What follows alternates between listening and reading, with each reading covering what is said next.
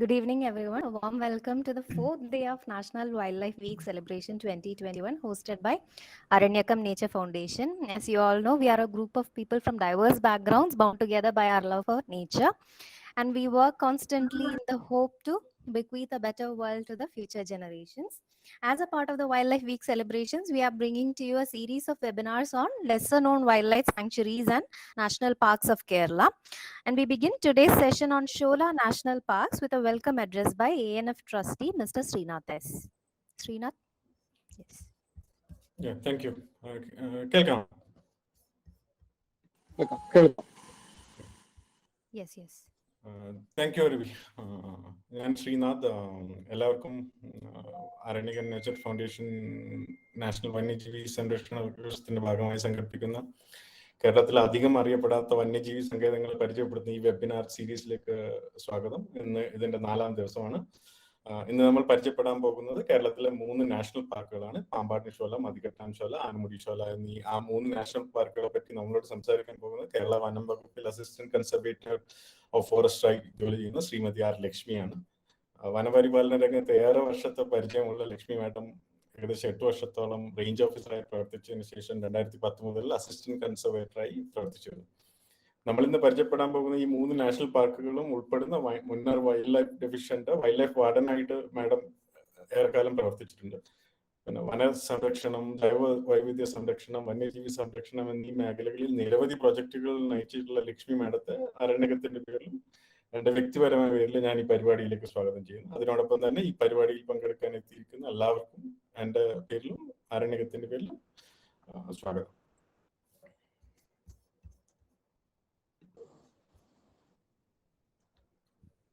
Madam.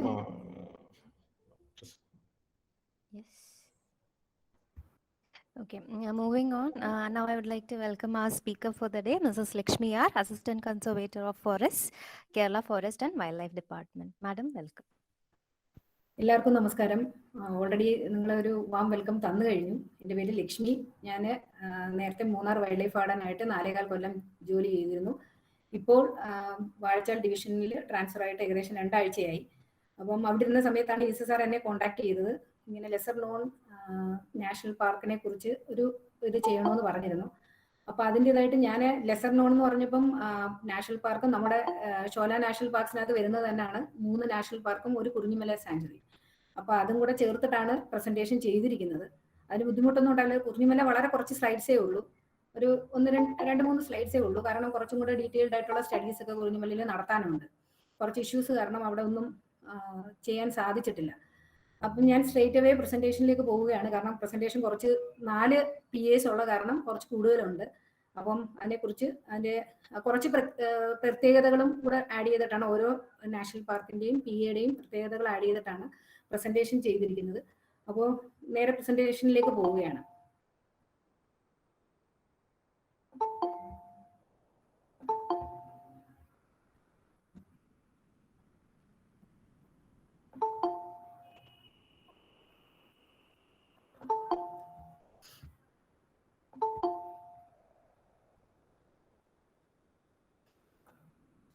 എല്ലാവർക്കും കാണാമെന്ന് പ്രതീക്ഷിക്കുന്നു. Yes ma'am. കാണാം മാഡം.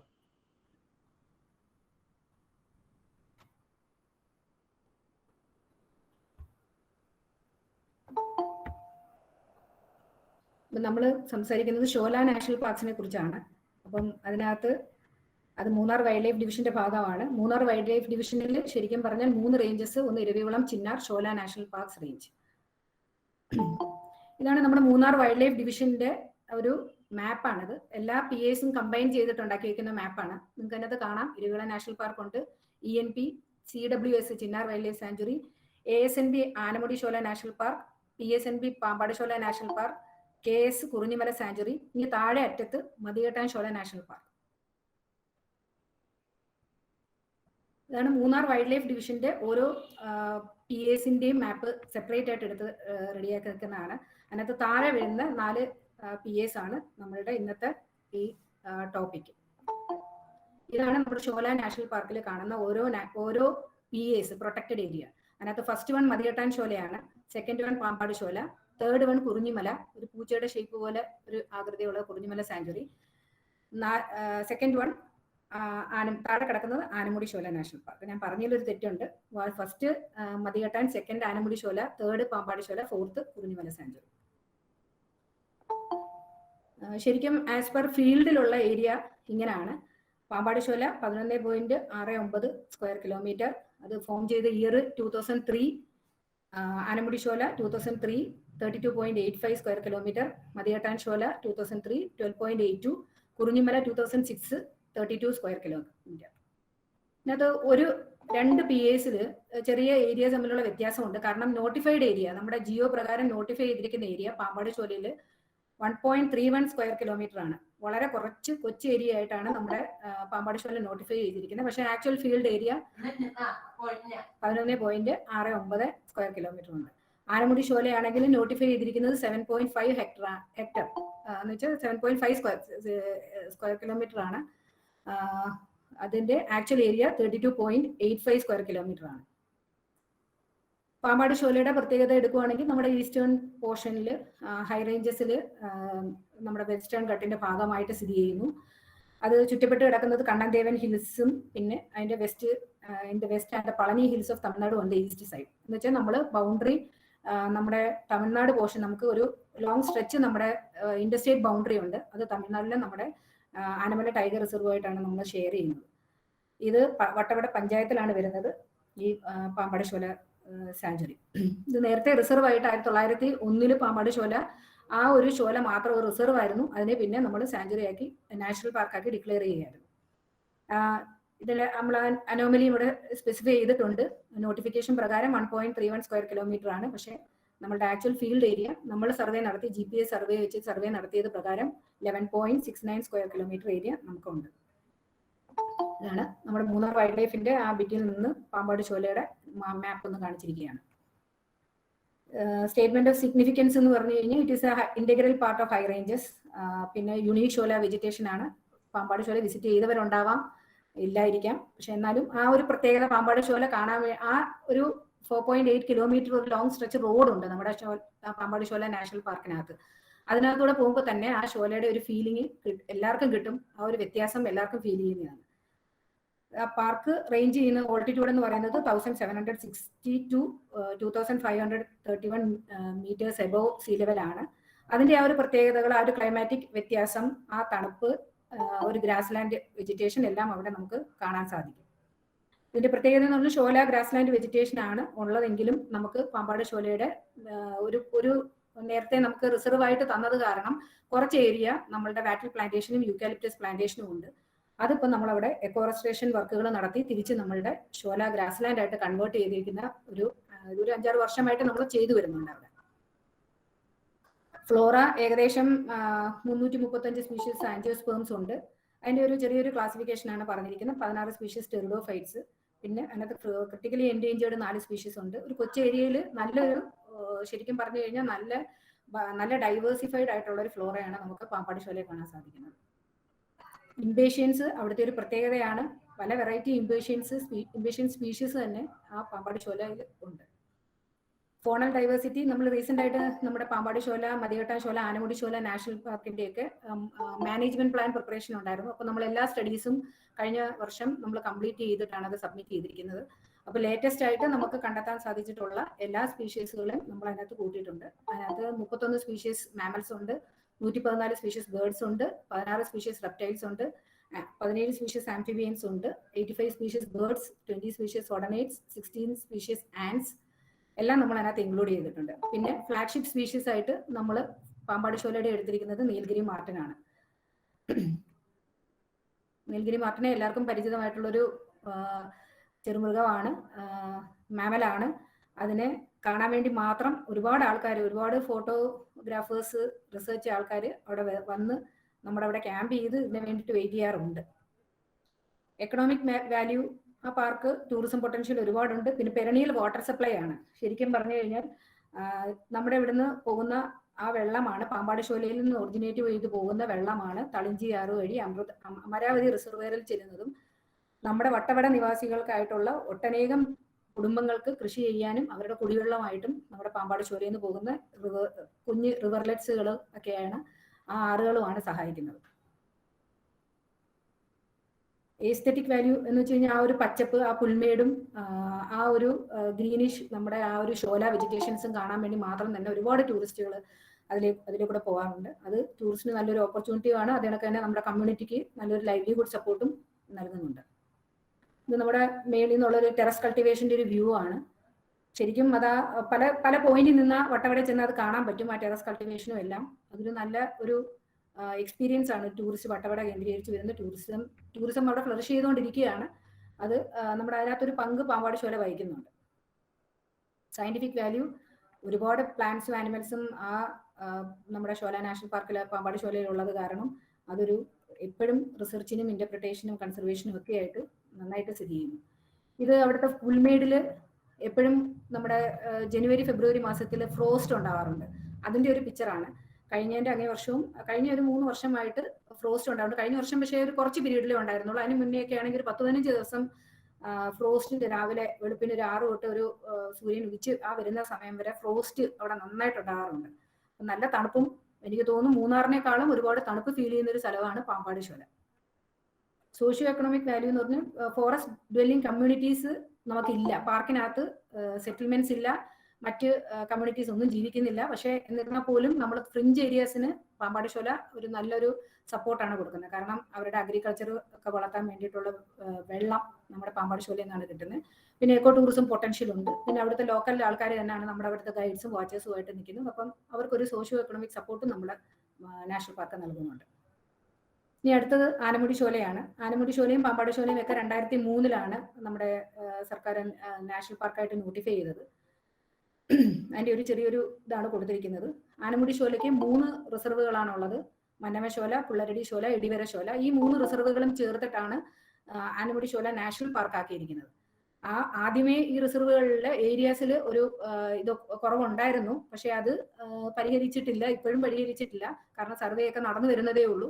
അപ്പോൾ അത് പരിഹരിച്ച് അതിന്റെ യഥാർത്ഥത്തിലുള്ള നമ്മുടെ കൈവശം, നമ്മുടെ വനം വകുപ്പിന്റെ കൈവശമുള്ള 32.85 സ്ക്വയർ കിലോമീറ്റർ നമ്മൾ അത് നോട്ടിഫിക്കേഷൻ ഒന്ന് ഇറാറ്റൻ നോട്ടിഫിക്കേഷനോ എന്തെങ്കിലും ഇറക്കി ഒന്ന് അത് തിരുത്തേണ്ടത് ആവശ്യകതയാണ്. ഇതാണ് പാമ്പാട് ചോല നാഷണൽ പാർക്ക് ആനമുടി ചോലയുടെ മാപ്പ്.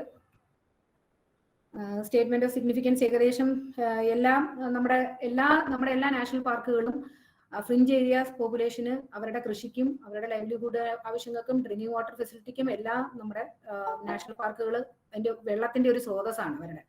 അപ്പം അത് എല്ലാ നാഷണൽ പാർക്കും ഈവൻ കുറിഞ്ഞിമല സാഞ്ചുറി പോലും അത് സപ്പോർട്ട് ചെയ്ത് വരുന്നുണ്ട്. പിന്നെ നമ്മൾ അവിടുത്തെ ഒരു ഫ്ലാഗ്ഷിപ്പ് സ്പീഷീസ് ആയിട്ട് എടുത്തിരിക്കുന്നത് സയാത്തിയ ക്രിനിറ്റയാണ്, ട്രീ ഫേൺ ആണ്. കാരണം മന്നമശോല വഴിയിൽ പോയിട്ടുള്ള റിസർച്ചേഴ്സിന് അല്ലെങ്കിൽ മറ്റുള്ളവർക്കൊക്കെ അറിയാൻ പറ്റും, ആ ഒരു ലോങ് സ്ട്രെച്ച് 6 കിലോമീറ്റർ ആ റോഡിന്റെ 2 സൈഡിലായിട്ട് നമുക്ക് ഒരുപാട് ട്രീ ഫേണുകളെ കാണാം. അപ്പോൾ മാനേജ്മെന്റ് പെർസ്പെക്റ്റീവ് ഓഫ് വ്യൂവിൽ നമ്മൾ ആ ട്രീ ഫേണിന്റെ കൺസർവേഷൻ ഓറിയന്റഡ് ആയിട്ട് നമ്മൾ അതിനെയാണ് നമ്മുടെ ഫ്ലാഗ്ഷിപ്പ് സ്പീഷീസ് ആയിട്ട് ഇതിനകത്ത് എടുത്തിരിക്കുന്നത്. ഇതാണ് നമ്മുടെ ട്രീ ഫേണിന്റെ ഒരു പടം. അവിടെയും ഒരു എത്ര പ്ലാന്റ് സ്പീഷീസ് 380 പ്ലാന്റ് സ്പീഷീസ് ഉണ്ട്. അതിനകത്തും ക്രിട്ടിക്കലി എൻഡേഞ്ചേർഡ് ആയിട്ട് ഉള്ള 4 സ്പീഷീസ്, 14 എൻഡേഞ്ചേർഡ്. ഇംപേഷ്യൻസ് നമ്മുടെ ചോലയുടെ ഒരു പ്രത്യേകതയാണ്. എല്ലായിടത്തും ഇംപേഷ്യൻസിന്റെ സ്പീഷീസിന്റെ നല്ലൊരു വെറൈറ്റി തന്നെ നമുക്ക് അവിടെ ഉണ്ട്. ഓർക്കിഡ്സും ഉണ്ട്, പിന്നെ ബോൾസംസ്, അതാണ് നമ്മുടെ ഇംപേഷ്യൻസ് ഒക്കെ ബോൾസംസിന്റെ കൂട്ടത്തിൽ വരും. പിന്നെ ആനമുടിയുടെ ഒരു ഇതെന്ന് വെച്ച് കഴിഞ്ഞാൽ മാട്ടുചോല ഭാഗത്ത് കുറിഞ്ഞി ഒരുപാട് കണ്ടുവരുന്നുണ്ട്. പാമ്പാട് ചോലയിൽ കുറിഞ്ഞി ഇല്ല. ആനമുടി ചോലയുടെ ആ ഒരു മാട്ടുചോല ഒരു വലിയൊരു സ്ട്രെച്ച് തന്നെ കുറിഞ്ഞി പൂത്തു വരുന്നുണ്ട്. കഴിഞ്ഞ 2018 അവിടെ പൂത്തിട്ടുണ്ടായിരുന്നു. ഫോണ 31 സ്പീഷീസ് മാമൽസിനെ ഐഡന്റിഫൈ ചെയ്തിട്ടുണ്ട്. 123 species birds, 18 species reptiles, 19 species amphibians, 124 species butterfly, 19 species odonates, 8 species ants. എല്ലാവർക്കും സുപരിചിതമായിട്ടുള്ള പക്ഷിയാണ്, ഒരുപാട് കണ്ടുവരുന്നുണ്ട്. എക്കണോമിക് വാല്യൂ പാർക്ക് ഞാൻ പറഞ്ഞ കണക്ക് തന്നെ ലൈവ്ലിഹുഡ് സപ്പോർട്ട്. നമ്മുടെ 3 ട്രൈബൽ കൊടികൾ ആനമുടി ചോല നാഷണൽ പാർക്കിലുണ്ട്. സോമിയാറള, കൂടല, വത്സപ്പെട്ടി എന്ന് പറഞ്ഞ 3 മുതുവാൻ കുടികൾ. അപ്പൊ അവർക്ക് എല്ലാ വിധത്തിലുള്ള സപ്പോർട്ടും നമ്മുടെ നാഷണൽ പാർക്കാണ് നൽകുന്നത്. വെള്ളമാണെങ്കിലും ബാക്കി ലൈവ്ലിഹുഡ് സപ്പോർട്ട് അവർ കുറെ ആൾക്കാർ നമ്മുടെ അവിടുത്തെ വാച്ചേഴ്സും ട്രക്കർ കമ്മ്യൂണിറ്റി ആയിട്ടൊക്കെ എൻഗേജ് ചെയ്തിട്ടുണ്ട്. പിന്നെ പാർക്ക് ഇത് പറഞ്ഞ കണക്ക് മഞ്ഞപ്പെട്ടി ഡാമിലേക്ക് അതിന്റെ ട്രിബ്യൂട്ടറി ഉണ്ട്, അത് അമരാവതി ഡാമിൽ എത്തുന്നു. അതുവഴി തമിഴ്നാടിനും നമ്മുടെ ആ ആനമുടി ശോല, പാമ്പാടി ശോല എന്നൊക്കെ ജനറേറ്റ് ചെയ്യുന്ന റിവേഴ്സ്, കുഞ്ഞു കുഞ്ഞു ആറുകൾ എല്ലാം കണക്ട് ചെയ്തിട്ട് അമരാവതി ആ ഒരു ബെൽറ്റിൽ താമസിക്കുന്നവർക്കെല്ലാം വെള്ളത്തിനുള്ള ഈവൻ കാന്തല്ലൂര്, പെരുമല, ഫ്രിഞ്ചേരി, പുത്തൂർ, ചിലന്തിയാറ് ആ ഭാഗത്തെല്ലാം താമസിക്കുന്ന ആൾക്കാർക്ക് ഒരു വെള്ളത്തിന്റെ നല്ല സ്രോതസ്സായിട്ട് നമ്മുടെ നാഷണൽ പാർക്ക് ഇത് ചെയ്യുന്നുണ്ട്. എസ്തെറ്റിക് വാല്യൂ ശരിക്കും പറഞ്ഞാൽ നമ്മൾ ആനമുടി ശോല ഓപ്പൺ ആക്കി കൊടുത്തിട്ടില്ല ആർക്കും. ഫ്രിഞ്ച് ഏരിയയിൽ മാത്രം, നിങ്ങൾക്ക് പോയിട്ടുള്ളവർക്ക് അത് മനസ്സിലാക്കാം, എല്ലാവരും പോയി കാണത്തില്ല. അതിന്റെ തുടക്കത്തിൽ മാത്രം നമുക്കൊരു ചെറിയ വാച്ച് ടവർ, 2 ലോഗോസ്, അത് മാത്രമാണ് ടൂറിസ്റ്റ് വരുന്നത്. പിന്നെ ഇപ്പൊ ലേറ്റസ്റ്റ് ആയിട്ട് ഒരു ചെറിയ ട്രക്കിംഗ്, ഒരു കുഞ്ഞൊരു വെള്ളച്ചാട്ടം പെരുമല ഭാഗത്ത് കാന്തല്ലൂർ സൈഡിൽ നിന്ന് വരുമ്പോൾ കാണാം. അപ്പോൾ അവിടെ മാത്രം ഒരു 1 കിലോമീറ്റർ ട്രക്കിങ്ങും കൂടെ ആൾക്കാർക്ക് നടത്തുന്നുണ്ട്. അല്ലാതെ ആ ശോല അൺഡിസ്റ്റർബ്ഡ് ആണ്, ഒരു ടൂറിസവും ഇല്ല.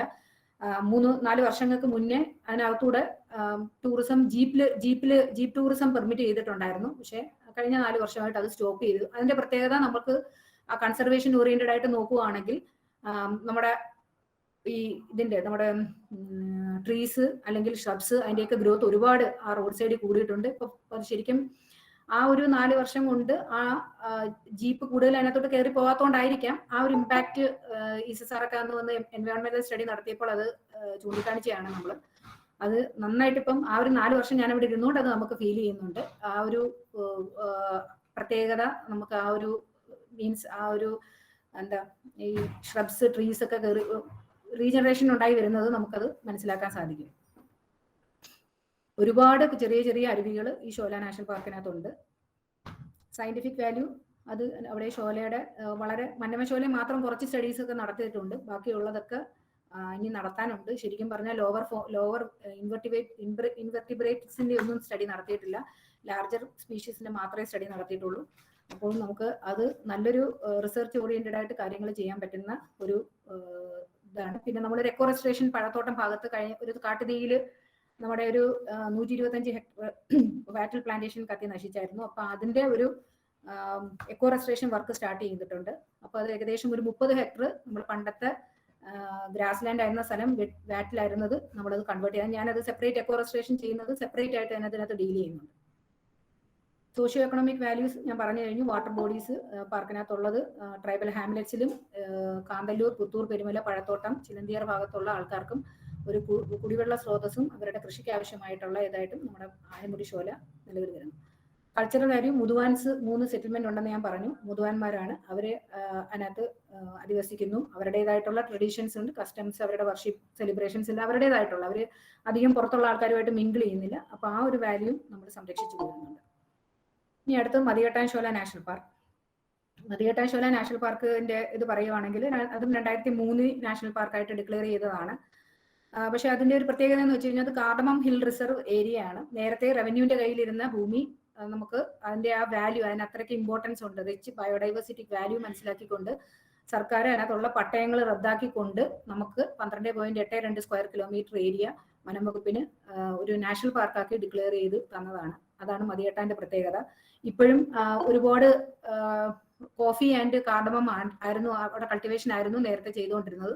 അതിന്റെ റിലേക്സ് ഒരുപാടുണ്ട് നമ്മുടെ അതിനകത്ത്. നമ്മൾ അത് എക്കോ റെസ്റ്റോറേഷന്റെ ഭാഗമായിട്ട് കോഫി കട്ട് ചെയ്തും കാർഡമം കട്ട് ചെയ്തും നമ്മൾ വരുന്നുണ്ട്. ഇപ്പൊ തിരിച്ച് പഴയ ഒരു ഷോല വെജിറ്റേഷനിലേക്ക് അത് കൺവേർട്ട് ചെയ്ത് വരുന്നുണ്ട്. മതികെട്ടാൻ ഇനി താഴെ അറ്റത്ത് കിടക്കുന്നതാണ്. നമ്മുടെ ഏകദേശം ഇതിനകത്ത് പറയുന്നുണ്ട് അത് പെരിയാർ ടൈഗർ റിസർവിനെയും കണ്ണൻ ദേവൻ മലകളെയും അങ്ങ് വരെ കണക്ട് ചെയ്തിട്ടാണ് അത് പോകുന്നത്. അപ്പം ശരിക്കും ഒരു കണ്ടിന്യൂറ്റി നമ്മുടെ മറ്റേ പ്രൊട്ടക്റ്റഡ് ഏരിയ ആയിട്ട് ഇല്ലെങ്കിൽ പോലും ഇതിന് ഒരു എലിഫന്റ് കോറിഡോർ ആയിട്ടാണ് ഇത് ആക്ട് ചെയ്യുന്നത്. അതിന്റെ ആ ഒരു ഇമ്പോർട്ടൻസ് മനസ്സിലാക്കിക്കൊണ്ടാണ് മതികെട്ടാനെ നമ്മൾ നാഷണൽ പാർക്കായിട്ട് ഡിക്ലെയർ ചെയ്യുന്നത്. ജസ്റ്റ് അതിന്റെ നോട്ടിഫിക്കേഷൻ്റെ ഇത് കൊടുത്തിരിക്കുന്നതേ ഉള്ളൂ. സ്റ്റേറ്റ്മെന്റ് ഓഫ് സിഗ്നിഫിക്കൻസ് ഞാൻ പറഞ്ഞു കഴിഞ്ഞു. CHR ഏരിയ ആയിരുന്നു. അപ്പൊ അതിന്റെ ആ ഒരു ഇമ്പോർട്ടൻസും മനസ്സിലാക്കിക്കൊണ്ടും ആ ഒരു നല്ല കൺസർവേഷൻ നടത്താൻ പറ്റും, നല്ലൊരു ഫോറസ്റ്റ് ആയിട്ട് കൺവേർട്ട് ചെയ്ത് എടുക്കാൻ പറ്റും. പിന്നെ ഒരുപാട് എൻക്രോച്ച്മെന്റ് ഇഷ്യൂസ് അവിടെ ഉണ്ടായിരുന്നു. അപ്പൊ അതെല്ലാം നിർത്താൻ വേണ്ടിയിട്ടാണ് ഈ ഒരു ഏരിയയെ നാഷണൽ പാർക്കായിട്ട് കൺവേർട്ട് ചെയ്തത്.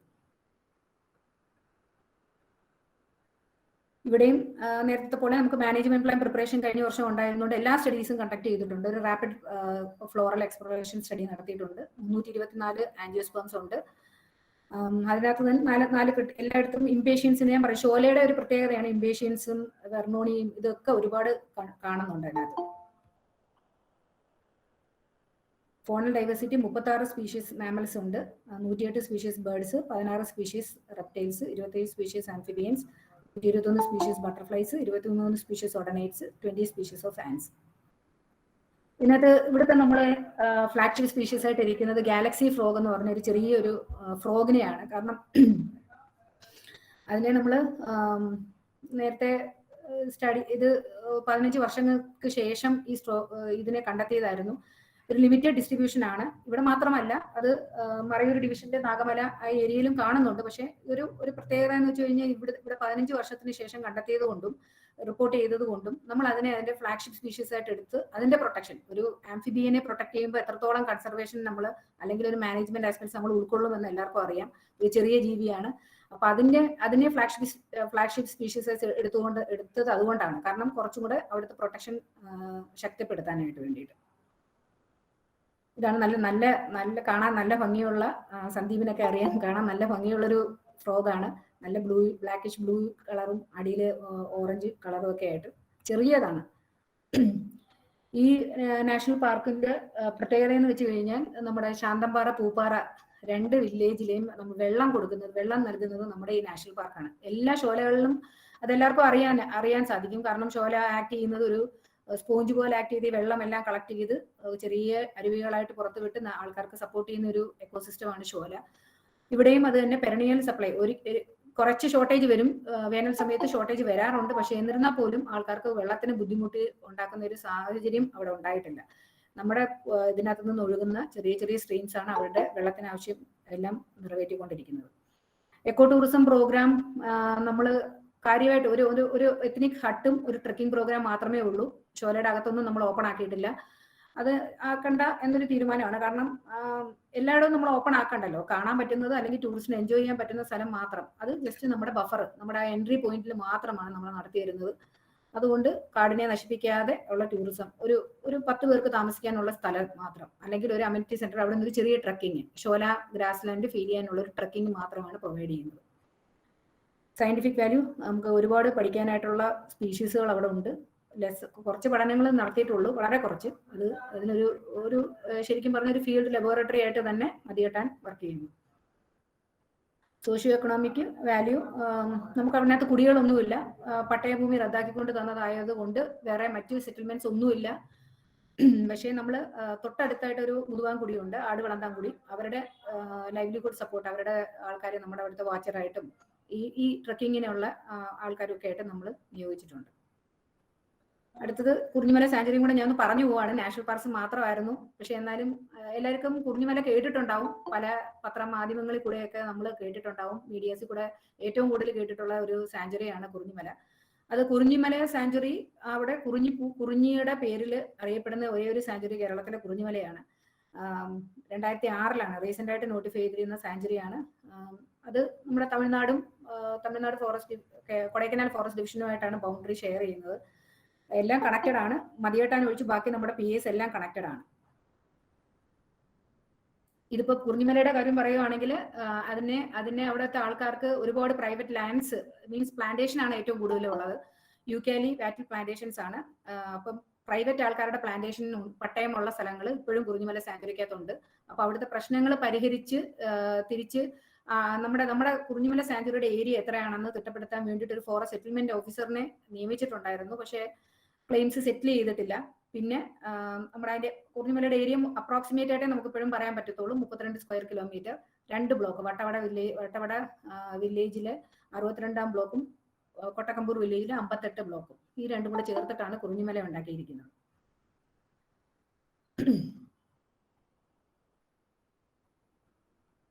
ശരിക്കും കുറിഞ്ഞിമല നമ്മുടെ നീലക്കുറിഞ്ഞിയുടെ പേരിലാണ് കുറിഞ്ഞിമല ഉണ്ടാക്കിയിരിക്കുന്നതെങ്കിലും വളരെ കുറച്ച് ഏരിയ, തമിഴ്നാട് കടവരി ആ ഒരു ഭാഗത്ത് മാത്രമാണ് കുറിഞ്ഞി കണ്ടുവരുന്നത്. ഇപ്പൊ നമ്മൾ എക്കോറെസ്ട്രേഷന്റെ ഭാഗമായിട്ട് ഈ കഴിഞ്ഞ 2 സീസണിൽ നമുക്ക് കുറെ കുറിഞ്ഞി തൈകൾ ഉത്പാദിപ്പിക്കാൻ സാധിച്ചിട്ടുണ്ടായിരുന്നു. എക്കോറെസ്ട്രേഷന്റെ ഭാഗമായിട്ട് ഏകദേശം ഒരു 5 ഹെക്ടറോളം സ്ഥലം നമ്മൾ കുറിഞ്ഞി റിസ്റ്റോർ ചെയ്ത് വരുന്നുണ്ട്.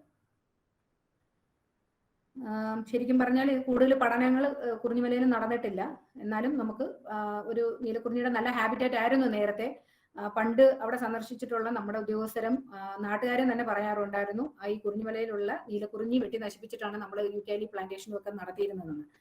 അപ്പം ഇനിയും അവിടെ ഒരുപാട് പഠനങ്ങൾ നടത്താനുണ്ട്. കുറിഞ്ഞിമലയുടെ സാങ്ച്വറിയുടെ മാനേജ്മെന്റ് പ്ലാൻ ഈ വർഷം തീരുവാണ്. അപ്പൊ അതിന് വേണ്ടിയിട്ടുള്ള പഠനങ്ങൾ ഇവിടെ സ്റ്റാർട്ട് ചെയ്ത് തുടങ്ങിയിട്ടുണ്ട്. അത് നല്ലൊരു കോറിഡോർ ആണ്. പക്ഷെ ഈ പറഞ്ഞ നമുക്ക് ഒരു എക്സോട്ടിക് പ്ലാന്റേഷൻസിന്റെ പ്രസൻസ് കൂടുതലുള്ളത് കാരണം ആനിമൽ ഇത് ഡൈവേഴ്സിറ്റി കുറവാണ്. എന്നിരുന്നാലും അത്യാവശ്യം നമ്മുടെ പോത്ത്, കാട്ടുപോത്ത്, ബാക്കിയുള്ള ജീവികളെയൊക്കെ കണ്ടുവരുന്നുണ്ട്. മ്ലാവ് ഒക്കെ ഉണ്ട്. പക്ഷെ എന്നാലും ഒരു ഡീറ്റെയിൽ സ്റ്റഡി അവിടെ നടത്തേണ്ടത് അത്യാവശ്യമാണ്. കുറിഞ്ഞിമലയും ഈവൻ ഇത്രയും പ്ലാന്റേഷൻ ഉണ്ടെങ്കിലും അവിടുത്തെ ഫോറസ്റ്റും നമ്മുടെ വട്ടവട, കൊട്ടക്കമ്പൂർ, കോവിലൂർ, കടവരി ആൾക്കാർക്ക് വെള്ളവും അവരുടെ കുടിവെള്ളവും അവരുടെ ഇറിഗേഷൻ പർപ്പസിന് വേണ്ടിയിട്ടും ഉള്ള വെള്ളം നൽകി വരുന്നു. റിസർച്ച് ഈ പറഞ്ഞ കണക്ക് എല്ലാം ചെയ്യാൻ പറ്റുന്ന ഒരു സ്ഥലമാണ്. കാരണം ആൾക്കാർ അകത്ത് താമസിക്കുന്നുണ്ട്. കടവരി സെറ്റിൽമെന്റ് അകത്തുണ്ട്. അതുകൊണ്ട് ഹ്യൂമൻ വൈൽഡ് ലൈഫ് വലിയ കാര്യമായിട്ടില്ല. എന്നാലും മ്ലാവൊക്കെ ഇറങ്ങി അവരുടെ കൃഷി നശിപ്പിക്കുന്നുണ്ട്. പിന്നെ റിസർച്ച് ഓറിയന്റഡ് ആയിട്ട് ഒരുപാട് കാര്യങ്ങൾ കുറിഞ്ഞിമലയിൽ പഠിക്കാനുണ്ട്. അപ്പൊ അതൊക്കെ ഇനിയിപ്പം അതിനൊരു സാധ്യതയായിട്ട് തന്നെ എടുത്ത് ആൾക്കാർ ചെയ്യുമെന്ന് പ്രതീക്ഷിക്കുന്നു. എക്കോറെസ്ട്രേഷൻ ഞാനൊരു പ്രത്യേക ടോപ്പിക്കായിട്ട് തന്നെ എടുക്കുകയാണ്. കാരണം ഒരു 2014-15 2018-19 2 ഏരിയയിൽ പട്ടിയാങ്കല്, പാമ്പാടിശോലയിലെ പട്ടിയാങ്കലും ആനമുടി ശോലയുടെ പഴത്തോട്ടത്തും നമുക്ക് നല്ല കാട്ടുതീ ഉണ്ടായി. ഏകദേശം അന്നത്തെ ഒരു 110 ഹെക്ടറാണ് 2014-15 കത്തിയത്. വാറ്റിൽ പ്ലാന്റേഷനാണ് കത്തിയത്. 2018-19 നമുക്ക് ഒരു 125ഓളം ഹെക്ടർ അന്നും കത്തിയായിരുന്നു. അപ്പൊ അതിന് അന്ന് 2014-15 പാമ്പാടി ശോലയിൽ അവര് നമ്മുടെ വാച്ചേഴ്സും സ്റ്റാഫും എല്ലാം എക്കോറെസ്ട്രേഷൻ ചെയ്ത് വന്നിരുന്നു. ഇത് വാറ്റിലിന്റെ സീഡ്ലിങ്സ് ആണ്. ആ കത്തി കഴിഞ്ഞ ഉടനെ തന്നെ സീഡ്ലിങ്സ് സ്പ്രൗട്ട് ഭയങ്കര കൂടുതലായിരുന്നു. തിക്കായിട്ട് കണ്ടമാനം തൈകളാണ്. ഒരു ബെഡ് പോലെ അവിടെ സീഡ്സ് വീഴുന്നു. 3 വർഷം പ്രായമാകുന്ന വാറ്റിൽ ചെടികൾ പൂത്ത് കായ്ക്കാറുണ്ട്. അപ്പം ആ ഒരു ബെഡ് ഫോമേഷൻ ഭയങ്കര കൂടുതലായിരുന്നു. റീജനറേഷൻ ഭയങ്കര കൂടുതലായിരുന്നു. ഒരു ഇതിൽ തന്നെ നമുക്ക് ഒരുപാട് തൈകൾ കാണാൻ പറ്റും. അതിന്റെ ഒരു സാമ്പിൾ ആയിട്ട് കാണിക്കാൻ വേണ്ടിയിട്ടാണ് ഇങ്ങനൊരു പിക്ചർ വെച്ചത്. അത് സ്റ്റാഫും നമ്മുടെ വാച്ചേഴ്സും എല്ലാം കൂടെ അത് പറിച്ച് നമ്മൾ പട്ടിയാങ്കൽ NGOസിന്റെ സഹായത്തോടു കൂടി നമ്മൾ ഒരു ഏരിയ, ആ കത്തിയ സ്ഥലം ഏകദേശം ഒരു 23 ഹെക്ടറോളം സ്ഥലം നമുക്ക് തിരിച്ച് പുൽമേടായിട്ട് എടുക്കാൻ പറ്റി. ഇത് നമ്മൾ വർഷങ്ങളായിട്ട് ഈ വാറ്റിൽ ഇറാഡിക്കേഷൻ എന്ന് പറഞ്ഞ് ചെയ്യുന്ന ഒരു സംഭവമാണ്. വാറ്റിൽ വെട്ടി അവിടെ തന്നെ ഇടും. അതിങ്ങനെ ബെഡായിട്ട് കടന്ന് നമുക്ക് അതാണ് നമ്മുടെ ഫ്യൂവലായിട്ട്, ഫയറിന്റെ ഒരു ബയോമാസ് അക്യുമുലേഷൻ ഉണ്ടായിട്ട് അതാണ് ഫ്യൂവലായിട്ട് ആക്ട് ചെയ്യുന്നത്. അപ്പൊ അത് കയറി കത്തിപ്പിടിച്ചിട്ടാണ് മിക്കതും നശിച്ച് കണ്ടിന്യൂസ് ആയിട്ട്. വാറ്റിലൊക്കെ കത്തിയാൽ തന്നെ നമുക്ക് കൺട്രോൾ ചെയ്യാൻ, ഇതിനകത്ത് കയറി ആൾക്കാർക്ക് അണയ്ക്കാനൊക്കെ ഭയങ്കര ബുദ്ധിമുട്ടാണ്. അപ്പോൾ ആ ഏരിയ ഈ വാറ്റിൽ കത്തി കഴിഞ്ഞ വാറ്റിൽ കൊണ്ട് തന്നെ കോണ്ടൂറായിട്ട് അലൈൻ ചെയ്ത് നമ്മൾ നാച്ചുറലി അവിടെ തന്നെ കാണുന്ന ഗ്രാസ് സ്പീഷീസ്, ഇതാണ് ഈ വാറ്റിലിന്റെ റീജനറേഷൻ. ഇത്രയും തിക്കായിട്ടാണ് ഈ ചെടി കിളിച്ചു വരുന്നത്. അപ്പം ഇത് കോണ്ടൂറായിട്ട് അലൈൻ ചെയ്ത് അവിടെ തന്നെ ലോക്കലി കാണുന്ന ഗ്രാസ് സ്പീഷീസ് നമ്മൾ നട്ടു. ഈ ഇതിനേക്ക് ഇറാഡിക്കേറ്റ് ചെയ്ത സാധനമെല്ലാം കത്തിച്ച് കളഞ്ഞിട്ട് അവിടെ പുല്ല് നട്ടതിന്റെ ഇതാണ് ഇത്. പട്ടിയാങ്കൽ 2015-16 കാലയളവിൽ നട്ടതാണ്. ഈ പോത്തിന്റെ ചാണകത്തിൽ തന്നെ അത് കഴിക്കുന്ന വിത്ത് സ്പ്രൗട്ട് ചെയ്ത് നിൽക്കുന്നത് കുട്ടികളെ കൊണ്ട് നമ്മൾ പല ഏരിയയിൽ നടിയിച്ചിട്ടുണ്ട്. ഇത് അങ്ങനെ ആ ഗ്രാസ് സ്പ്രെഡ് ചെയ്തിട്ട് പഴയ രീതിയിൽ ഗ്രാസ് ലാൻഡിലേക്ക് കൺവേർഷനായി വരുന്ന ഒരു പിക്ചറാണ്. നമ്മൾ ക്യാമറ ട്രാപ്പ് വെച്ചു. ഈ ഏരിയയിൽ ക്യാമറ ട്രാപ്പ് വെച്ചപ്പോൾ ടൈഗറിന്റെ പ്രസൻസ്, ബ്ലാക്ക് പാന്തർ, ഇതെല്ലാം നമുക്ക് അവിടെ നിന്ന് കിട്ടിയിട്ടുണ്ട്. അപ്പോൾ ഒരു ഏരിയ നമ്മൾ റീജുവനേറ്റ് ചെയ്ത് വരുമ്പോൾ അവിടെ ആ സ്വാഭാവികമായിട്ട് ഹെർബിവോസിന്റെ സാന്നിധ്യം വരും. അതിനെ തുടർന്ന് കാർണിവോസ് വന്നു തുടങ്ങും. എല്ലാവർക്കും അതറിയാം. അപ്പം നമുക്ക് പക്ഷെ ടൈഗറിന്റെ പ്രസൻസ് അവിടെ വേറെ സ്ഥലങ്ങളിൽ കണ്ടിട്ടുണ്ട്. പക്ഷെ പട്ടിയാങ്കൽ കിട്ടുമെന്ന് നമ്മൾ ഒരിക്കലും പ്രതീക്ഷിച്ചില്ല. പക്ഷെ വളരെ ഒരു സന്തോഷം തോന്നിയായിരുന്നു ഈ ക്യാമറ ട്രാപ്പ് പിക്ചർ കിട്ടിയപ്പോൾ. പഴത്തോട്ടത്തൊരു ഹ്യൂജ് ഏരിയയാണ് കത്തി നശിച്ചത്. ജസ്റ്റ് ആ ഒരു വ്യൂ കിട്ടാൻ വേണ്ടിയിട്ടാണ് ഈ ഒരു പിക്ചർ ഇട്ടത്. അവിടെയും നമ്മൾ പഴയ നമ്മുടെ എക്സ്പീരിയൻസ് വെച്ചിട്ട് തന്നെ കോണ്ടൂർ ബണ്ടിങ് ചെയ്തു. പിന്നെ ടെമ്പററി ആൾക്കാർക്ക് താമസിക്കാൻ വേണ്ടിയിട്ട് താൽക്കാലികമായിട്ടൊരു ഷെഡ് റെഡിയാക്കി. അവര് കിളിച്ചു വന്ന പുല്ലുകളെല്ലാം അപ്പൊ തന്നെ സ്റ്റാഫും വാച്ചേഴ്സും കൂടെ പുല്ലല്ല, ബ്ലാക്ക് കാറ്റിൽ സീഡ്ലിങ്സ് എല്ലാം റിമൂവ് ചെയ്തു. ഒരു നേഴ്സറി ഉണ്ടാക്കി, ഷോല നേഴ്സറി ഉണ്ടാക്കി. കുറച്ച് കുറിഞ്ഞി നട്ടു. കുറിഞ്ഞി തൈ നമ്മുടെ വിത്തുണ്ടായിരുന്നു, അത് തൈയാക്കിയിട്ട് നമ്മൾ കുറിഞ്ഞി നട്ടു. നമ്മൾ ഫസ്റ്റ് 2019 ആദ്യത്തെ എക്കോറെസ്റ്റേഷൻ വർക്ക് പഴത്തോട്ടം സ്റ്റാർട്ട് ചെയ്തു. സ്റ്റാഫും വാച്ചേഴ്സും മാത്രമായിട്ട് 2 ഹെക്ടർ. ആദ്യം ആ 2 ഹെക്ടർ നമുക്ക് പുൽമേടായിട്ട് കൺവേർട്ട് ചെയ്യാൻ സാധിച്ചതിനെ തുടർന്ന് നമ്മൾ അടുത്ത ഒരു 50 ഹെക്ടർ ഏരിയയും കൂടെ എടുത്തു. അത് ഇപ്പോൾ നമ്മൾ അതിന് 30-35 ഹെക്ടറോളം നമ്മൾ പുൽമേടായിട്ട് കൺവേർട്ട് ചെയ്ത് വരുന്നു. ഇതാണ് നമ്മുടെ നാഷണൽ പാർക്കിൽ നമ്മൾ ചെയ്യുന്ന എക്കോ റെസ്റ്റോറേഷൻ വർക്ക്സും എല്ലാം.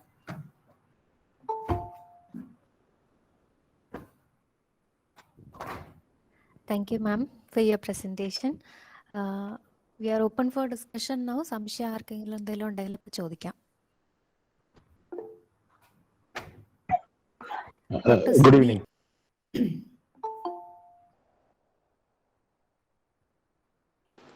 ഈ ഷോല ഗ്രാസ്ലാൻഡ്സ് ഏത് ഹൈറ്റിലാണ് വരുന്നത്? അത് ഹിമാലയാസിൽ കാണുമോ അത് വെസ്റ്റേൺ ഘാട്സിന്റെ ഒരു പെക്യൂലിയാരിറ്റി ആണോ? നമ്മുടെ വെസ്റ്റേൺ ഘാട്സിന്റെ പെക്യുലാരിറ്റി ആണ് ഷോല ഗ്രാസ്ലാൻഡ്. ഏകദേശം ഒരു 1200 മുകളിലോട്ട് ഒരു 2800 അല്ലെങ്കിൽ 3000 താഴെയായിട്ടുള്ള ഏരിയയിലാണ് ഷോല ഗ്രാസ്ലാൻഡ്. നമ്മൾ പടങ്ങളിലൊക്കെ കാണുന്ന പോലെ ഗ്രാസ്ലാൻഡിന്റെ ഇടയിൽ ചെറിയ വാലീസിൽ കാണുന്ന ചെറിയ ഫോറസ്റ്റ്, അതാണ് ഷോല ഫോറസ്റ്റ് എന്ന് പറയുന്നത്. അപ്പം അതിന്റെ ഒരു പ്രത്യേകത മലനിരകളിൽ ഇടയിൽ ഗ്രാസ്ലാൻഡിനോട് ഇന്റർസ്പേഴ്സ്ഡ് ആയിട്ട് കിടക്കുന്ന ചെറു എവർഗ്രീൻ ആയിട്ടുള്ള വനങ്ങൾ. അതൊരു ജലസ്രോതസ്സാണ്. ഈ വരുന്ന വെള്ളം എല്ലാം കളക്ട് ചെയ്ത് ഷോലയിൽ തങ്ങിയിട്ട് അവിടെ നിന്നാണ് നമ്മൾ എപ്പോഴും കാണും. നമ്മുടെ മൂന്നാറിലൊക്കെ പോയിട്ടുള്ളവർക്ക് കാണാം, ചെറിയ ചെറിയ അരുവികളായിട്ട് വെള്ളം ഷോല ഫോറസ്റ്റിൽ നിന്ന് വരുന്നത് കാണാം. ഓക്കെ, ഞാനൊരു സംശയം ചോദിച്ചോട്ടെ. അതായത് ഈ ഒരു റിസർവ്ഡ് ഫോറസ്റ്റിനെ വൈൽഡ് ലൈഫ് സാങ്ച്വറിയോ നാഷണൽ പാർക്കോ ടൈഗർ റിസർവോ ഒക്കെ ആയിട്ട് കൺവേർട്ട് ചെയ്യുന്നത് കൊണ്ട് ആ ലോക്കൽ പോപ്പുലേഷൻ എന്തെങ്കിലും ബെനിഫിറ്റ്സ് ഉണ്ടോ?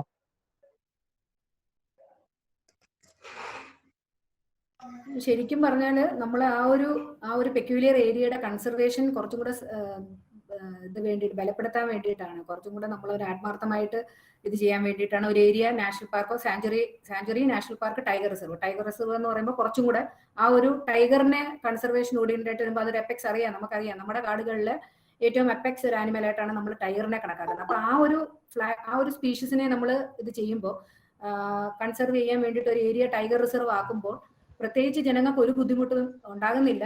അത് ആൾക്കാരെ എനിക്ക് തോന്നുന്നു തെറ്റിദ്ധരിക്കപ്പെടുന്നതാണ്. ഇങ്ങനെ ടൈഗർ റിസർവ് ആയി കഴിഞ്ഞാൽ അവരെ അവിടെ നിന്ന് ഒഴിപ്പിക്കും, അല്ലെങ്കിൽ നാഷണൽ പാർക്ക് ആക്കി കഴിഞ്ഞാൽ അവിടെ നിന്ന് അവരെ ഒഴിപ്പിക്കും എന്നുള്ള തെറ്റിദ്ധാരണകളുടെ പുറത്താണ് ഇത്ര ഇഷ്യൂസ് ഉണ്ടാകുന്നത്.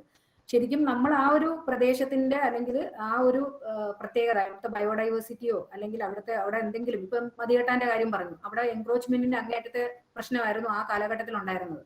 അത് നിർത്താൻ വേണ്ടിയിട്ടാണ് ആ ഒരു ഏരിയയുടെ ഇമ്പോർട്ടൻസ് മനസ്സിലാക്കിക്കൊണ്ട് അത് സർക്കാർ തന്നെ തീരുമാനമെടുത്ത് അവിടുത്തെ പട്ടയങ്ങൾ റദ്ദാക്കിക്കൊണ്ട് നാഷണൽ പാർക്ക് ആക്കി തന്നത്. ഇപ്പൊ അത് ഒരു ആനിമൽ കോറിഡോർ ആയിട്ട് ഫംഗ്ഷൻ ചെയ്യുന്നു. തമിഴ്നാട്ടിൽ നിന്ന് ആനകളുടെ നമ്മുടെ നാട്ടിലേക്ക് വരുന്നതും ആ ഒരു കോറിഡോർ ആയിട്ട് അത് ഫംഗ്ഷൻ ചെയ്ത് വരുന്നുണ്ട്. അപ്പൊ ആൾക്കാർക്ക് പ്രത്യേകിച്ച് ബുദ്ധിമുട്ടൊന്നുമില്ല. എന്നാലും ഇപ്പം നേരത്തെ എനിക്ക് തോന്നുന്നു ഡോക്ടർ സിബി അദ്ദേഹം ചോദിച്ചൊരു ചോദ്യം ആനിമൽ കോൺഫ്ലിക്റ്റിന്റെ കാര്യം. നമ്മുടെ കൺസർവേഷൻ നന്നായിട്ട് എല്ലായിടത്തും കൂടുന്നുണ്ട്, പോപ്പുലേഷൻ ചിലപ്പം ഹൈക്ക് ചെയ്യുന്നതുകൊണ്ടായിരിക്കാം. പക്ഷെ എന്നിരുന്നാൽ പോലും നമ്മൾ ഒരു ഏരിയ കൺസർവ് ചെയ്യുമ്പോൾ അവിടുത്തെ ആ ആൾക്കാർക്ക് ഒരു ടൈഗർ റിസർവോ അല്ലെങ്കിൽ നാഷണൽ പാർക്ക് ആക്കിയ ഒരു ബുദ്ധിമുട്ടും ഉണ്ടാകുന്നില്ല. ഒരു കാര്യം പറയാനുണ്ട് എനിക്ക്. മാഡം ഇപ്പൊ പറഞ്ഞ കാര്യം അതൊരു വലിയ തെറ്റുണ്ട്.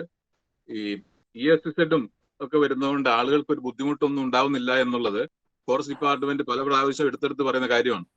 പക്ഷെ അത് വിശദമായിട്ട് നമ്മളൊന്ന് അത് പഠിച്ചു കഴിഞ്ഞാൽ, വായിച്ചു കഴിഞ്ഞാൽ നമുക്ക് മനസ്സിലാവും. അത് വളരെയധികം ബുദ്ധിമുട്ടുണ്ടാക്കുന്ന ഒരു കാര്യം തന്നെയാണ്. പല ഏരിയയും ആവശ്യമില്ലാതെ ESZലേക്ക് കയറ്റിക്കൊണ്ടിരിക്കുകയാണ്. മറ്റ് സംസ്ഥാനങ്ങളിലൊന്നും ചെയ്യാത്ത രീതിയിൽ കണ്ടമാനം ജനവാസ മേഖലകളും.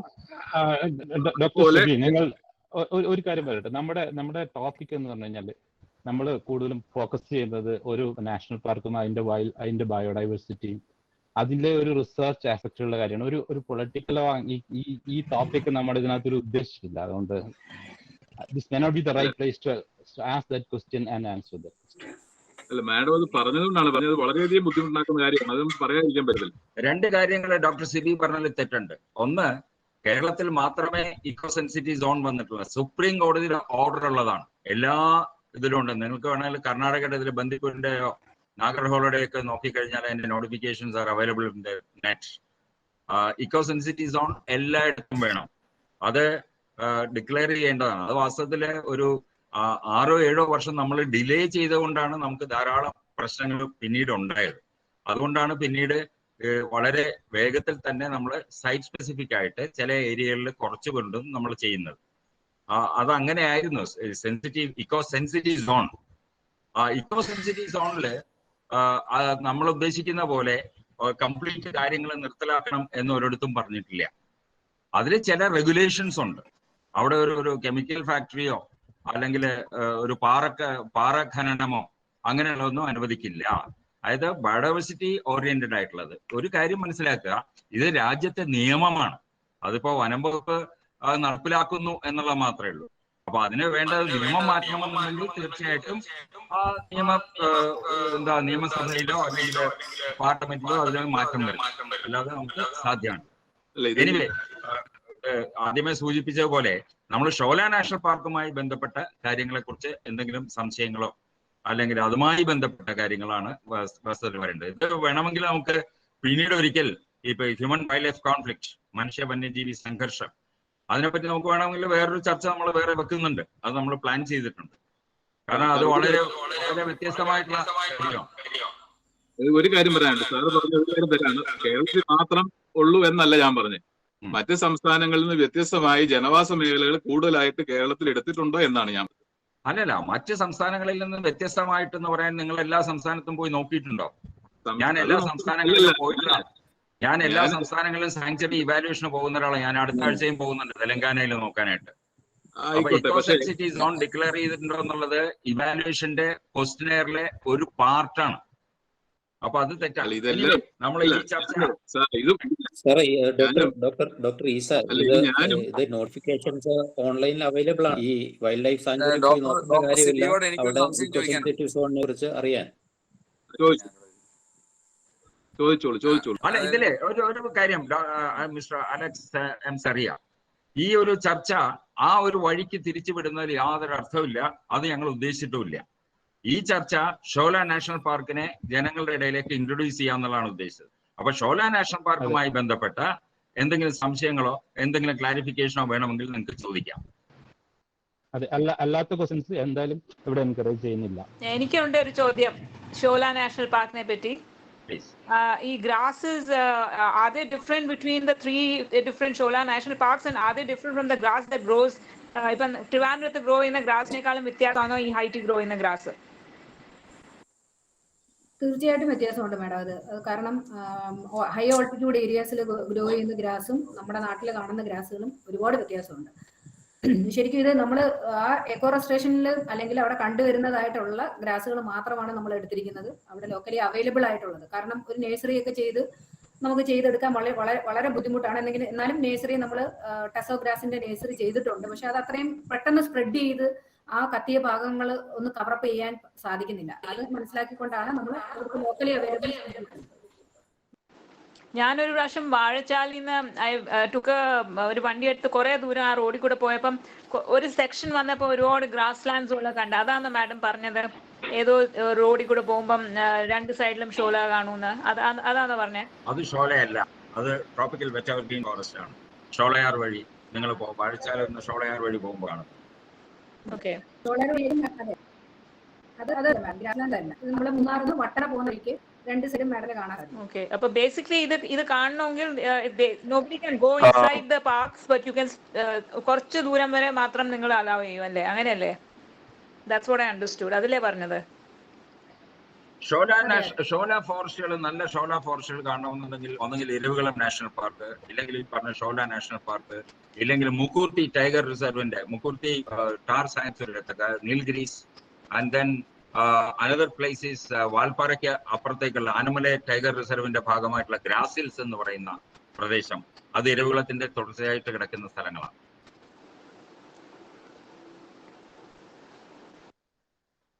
Hello, ma'am. Susmita please. Ma'am, PG ഡിസർട്ടേഷന് അവിടെയുള്ള സ്കോപ്പ് എന്തൊക്കെയാണ്? അതുപോലെ എക്സ്റ്റേണൽ ഗൈഡ്സിന്റെ അവൈലബിലിറ്റി എങ്ങനെയായിരിക്കും? PG ഡിസർട്ടേഷൻ ചെയ്യാനായിട്ട് ബെസ്റ്റ് സ്ഥലം ഈ ഷോല നാഷണൽ പാർക്സ് ആണ്. ഏത് ഞാൻ പറഞ്ഞില്ലേ ഇൻവെർട്ടിബ്രേറ്റ്സിന്റെ സ്റ്റഡി, ഇപ്പം ഇത് ആനിമൽ സ്പീഷീസിനെ കുറിച്ച് പഠിക്കേണ്ടതാണെങ്കിലും അങ്ങനെ പ്ലാന്റ് സ്പീഷീസ് ആണെങ്കിലും വളരെ കുറച്ച് സ്റ്റഡീസേ മന്നവശോലയാണെങ്കിലും ഏത് ശോലയിലാണെങ്കിലും നടന്നിട്ടുള്ളൂ. അപ്പം നല്ല സ്കോപ്പ്, നല്ല ഗൈഡ്സ് ഉണ്ടെങ്കിൽ നല്ലൊരു ഡിസർട്ടേഷൻ വർക്ക് ചെയ്യാം എന്ന് എനിക്ക് തോന്നുന്നു. കാരണം എക്കോ റെസ്റ്റേഷൻ ചെയ്തത് ഒരു കുട്ടി അവിടെ വന്ന് 3-4 മാസക്കാലം നിന്ന് നമ്മുടെ കൂടെ നിന്ന് അവിടുത്തെ EDC എക്കോ ഡെവലപ്മെന്റ് കമ്മിറ്റിക്കാരോടെ നിന്ന് പഠിച്ച് FRIയിലെ ഒരു കുട്ടി അത് ഡെസർട്ടേഷൻ കംപ്ലീറ്റ് ചെയ്തിട്ടുണ്ട്. അത് എക്കോ റെസ്റ്റേഷന്റെ മൊത്തത്തിൽ പഠിക്കാൻ പറ്റില്ലെങ്കിൽ പോലും ഒരു പ്രിലിമിനറി സ്റ്റഡി ആ കുട്ടി നടത്തിയിട്ട് പോയിട്ടുണ്ട്. അതുകൊണ്ട് ഒരുപാട് സ്കോപ്പ് ഉണ്ട്.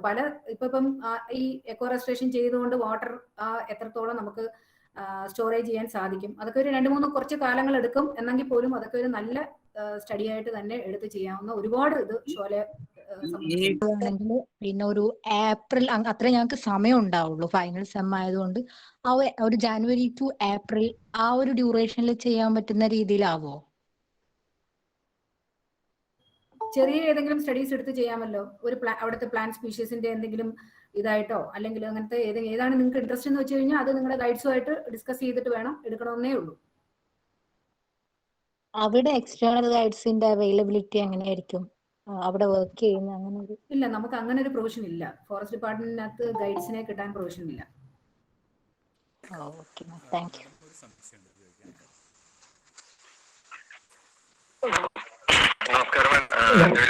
നമസ്കാരം. എൻ്റെ ഉണ്ണിപ്പെട്ട അലിയാണ്. ഞാൻ കേൾക്കാം പറഞ്ഞു ഉണ്ണി. മാഡം നേരത്തെ പറഞ്ഞില്ലേ അവിടെ ഒരു രണ്ടാമത് ഒരു കാര്യം പറയണ്ടായിരുന്നു. ഒരാള് സംസാരിക്കാം. ഉണ്ണി പറയൂ. അപ്പൊ അതില് ഓക്കെ സാറേ. മാഡം അതില് ഞങ്ങൾ ക്ലബ്ബ് ഏകദേശം ഒരു 8ഓളം ക്യാമ്പുകളാണ് ഈ വാറ്റില് ഗ്രാസ് ഒക്കെ ചേഞ്ച് ചെയ്യാനും അത് നിൽക്കാനൊക്കെ ചെയ്തിട്ടുണ്ട്. പിന്നെ മാഡത്തിന് പേഴ്സണായിട്ട് നമുക്ക് കണ്ട് സാധിച്ചിട്ടുള്ളതാണ്. ഞാൻ ചോദിക്കാനുള്ള കാര്യം എന്ന് വെച്ചിട്ടുണ്ടെങ്കിൽ അവിടെ പോണ വഴി വട്ടവടക്ക് പോണ വഴിയിട്ട് ഒരുപാട് ലെഫ്റ്റിലായിട്ട് ഒരുപാട് ഗ്രാൻഡീസ് കാര്യങ്ങളൊക്കെ ഉണ്ടല്ലോ, അത് ഘട്ടം ഘട്ടമായിട്ട് റിമൂവ് ചെയ്യാനുള്ള പരിപാടി സ്ഥലത്തിട്ടുണ്ടോ? ഉണ്ണി, എനിക്ക് ക്ലിയർ ആയില്ല, ഇടയ്ക്ക് ബ്രേക്ക് ആയി പോയിട്ടുണ്ടായിരുന്നു. അപ്പൊ താങ്കൾ എനിക്ക് തോന്നുന്നത് നമ്മൾ റോഡ് സൈഡിൽ കാണുന്ന യൂക്കാലി റിമൂവ് ചെയ്യുന്നതിന്റെ കാര്യമാണ് ഉദ്ദേശിച്ചതെന്ന് തോന്നുന്നു അല്ലെ?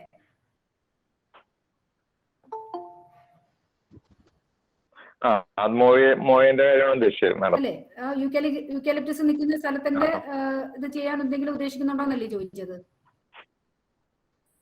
അത് നമുക്ക് നല്ലൊരു ഒരു കാടല്ലേ, അപ്പൊ അതില് ആ ഒരു വാരിസും വാറ്റിലും അതുപോലെ ഗ്രാൻഡീസ് ഒക്കെ നിൽക്കണ നമുക്കൊരു വിഷമം. നല്ല ഒരു ഷോലോ ഫോറസ്റ്റ് അല്ലേ അവിടെ അത് പ്ലാൻ ചെയ്തിട്ടുണ്ട്.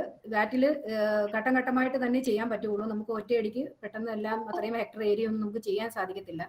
യൂക്കാലിപ്റ്റസിന്റെ കാര്യത്തിലാണെങ്കിൽ ഗർഡിലിംഗ് ആണ് പ്രപ്പോസ് ചെയ്തിരിക്കുന്നത്. ഗർഡിൽ ചെയ്ത് മരം ഉണക്കി അങ്ങനെ വെട്ടി എടുക്കാം എന്നുള്ളതാണ് ഉദ്ദേശിക്കുന്നത്. അല്ല, നമുക്ക് അവിടെ നിന്ന് എടുക്കാൻ പറ്റില്ല, അതാണ് പ്രശ്നം. സാഞ്ചുറി ആണെങ്കിലും നാഷണൽ പാർക്ക് ആണെങ്കിലും അവിടെ നിന്ന് നമുക്ക് റിമൂവ് ചെയ്തുകൊണ്ട് പുറത്തു കൊണ്ടുപോകാൻ സാധിക്കില്ല. അപ്പൊ അത് അവിടെ തന്നെ എന്തെങ്കിലും പർപ്പസിനായിട്ട് ഉപയോഗിക്കുക, അല്ലെങ്കിൽ ബോണഫൈഡ് യൂസിന് ആൾക്കാർക്ക് കൊടുക്കുക നമുക്ക് നിവൃത്തിയുള്ളൂ. അപ്പൊ അതുകൊണ്ട് അത് ഘട്ടം ഘട്ടമായിട്ടുള്ള പ്രപ്പോസലൊക്കെ കൊടുത്തിട്ടുണ്ട്. Okay madam, thank you. Okay madam, thank you.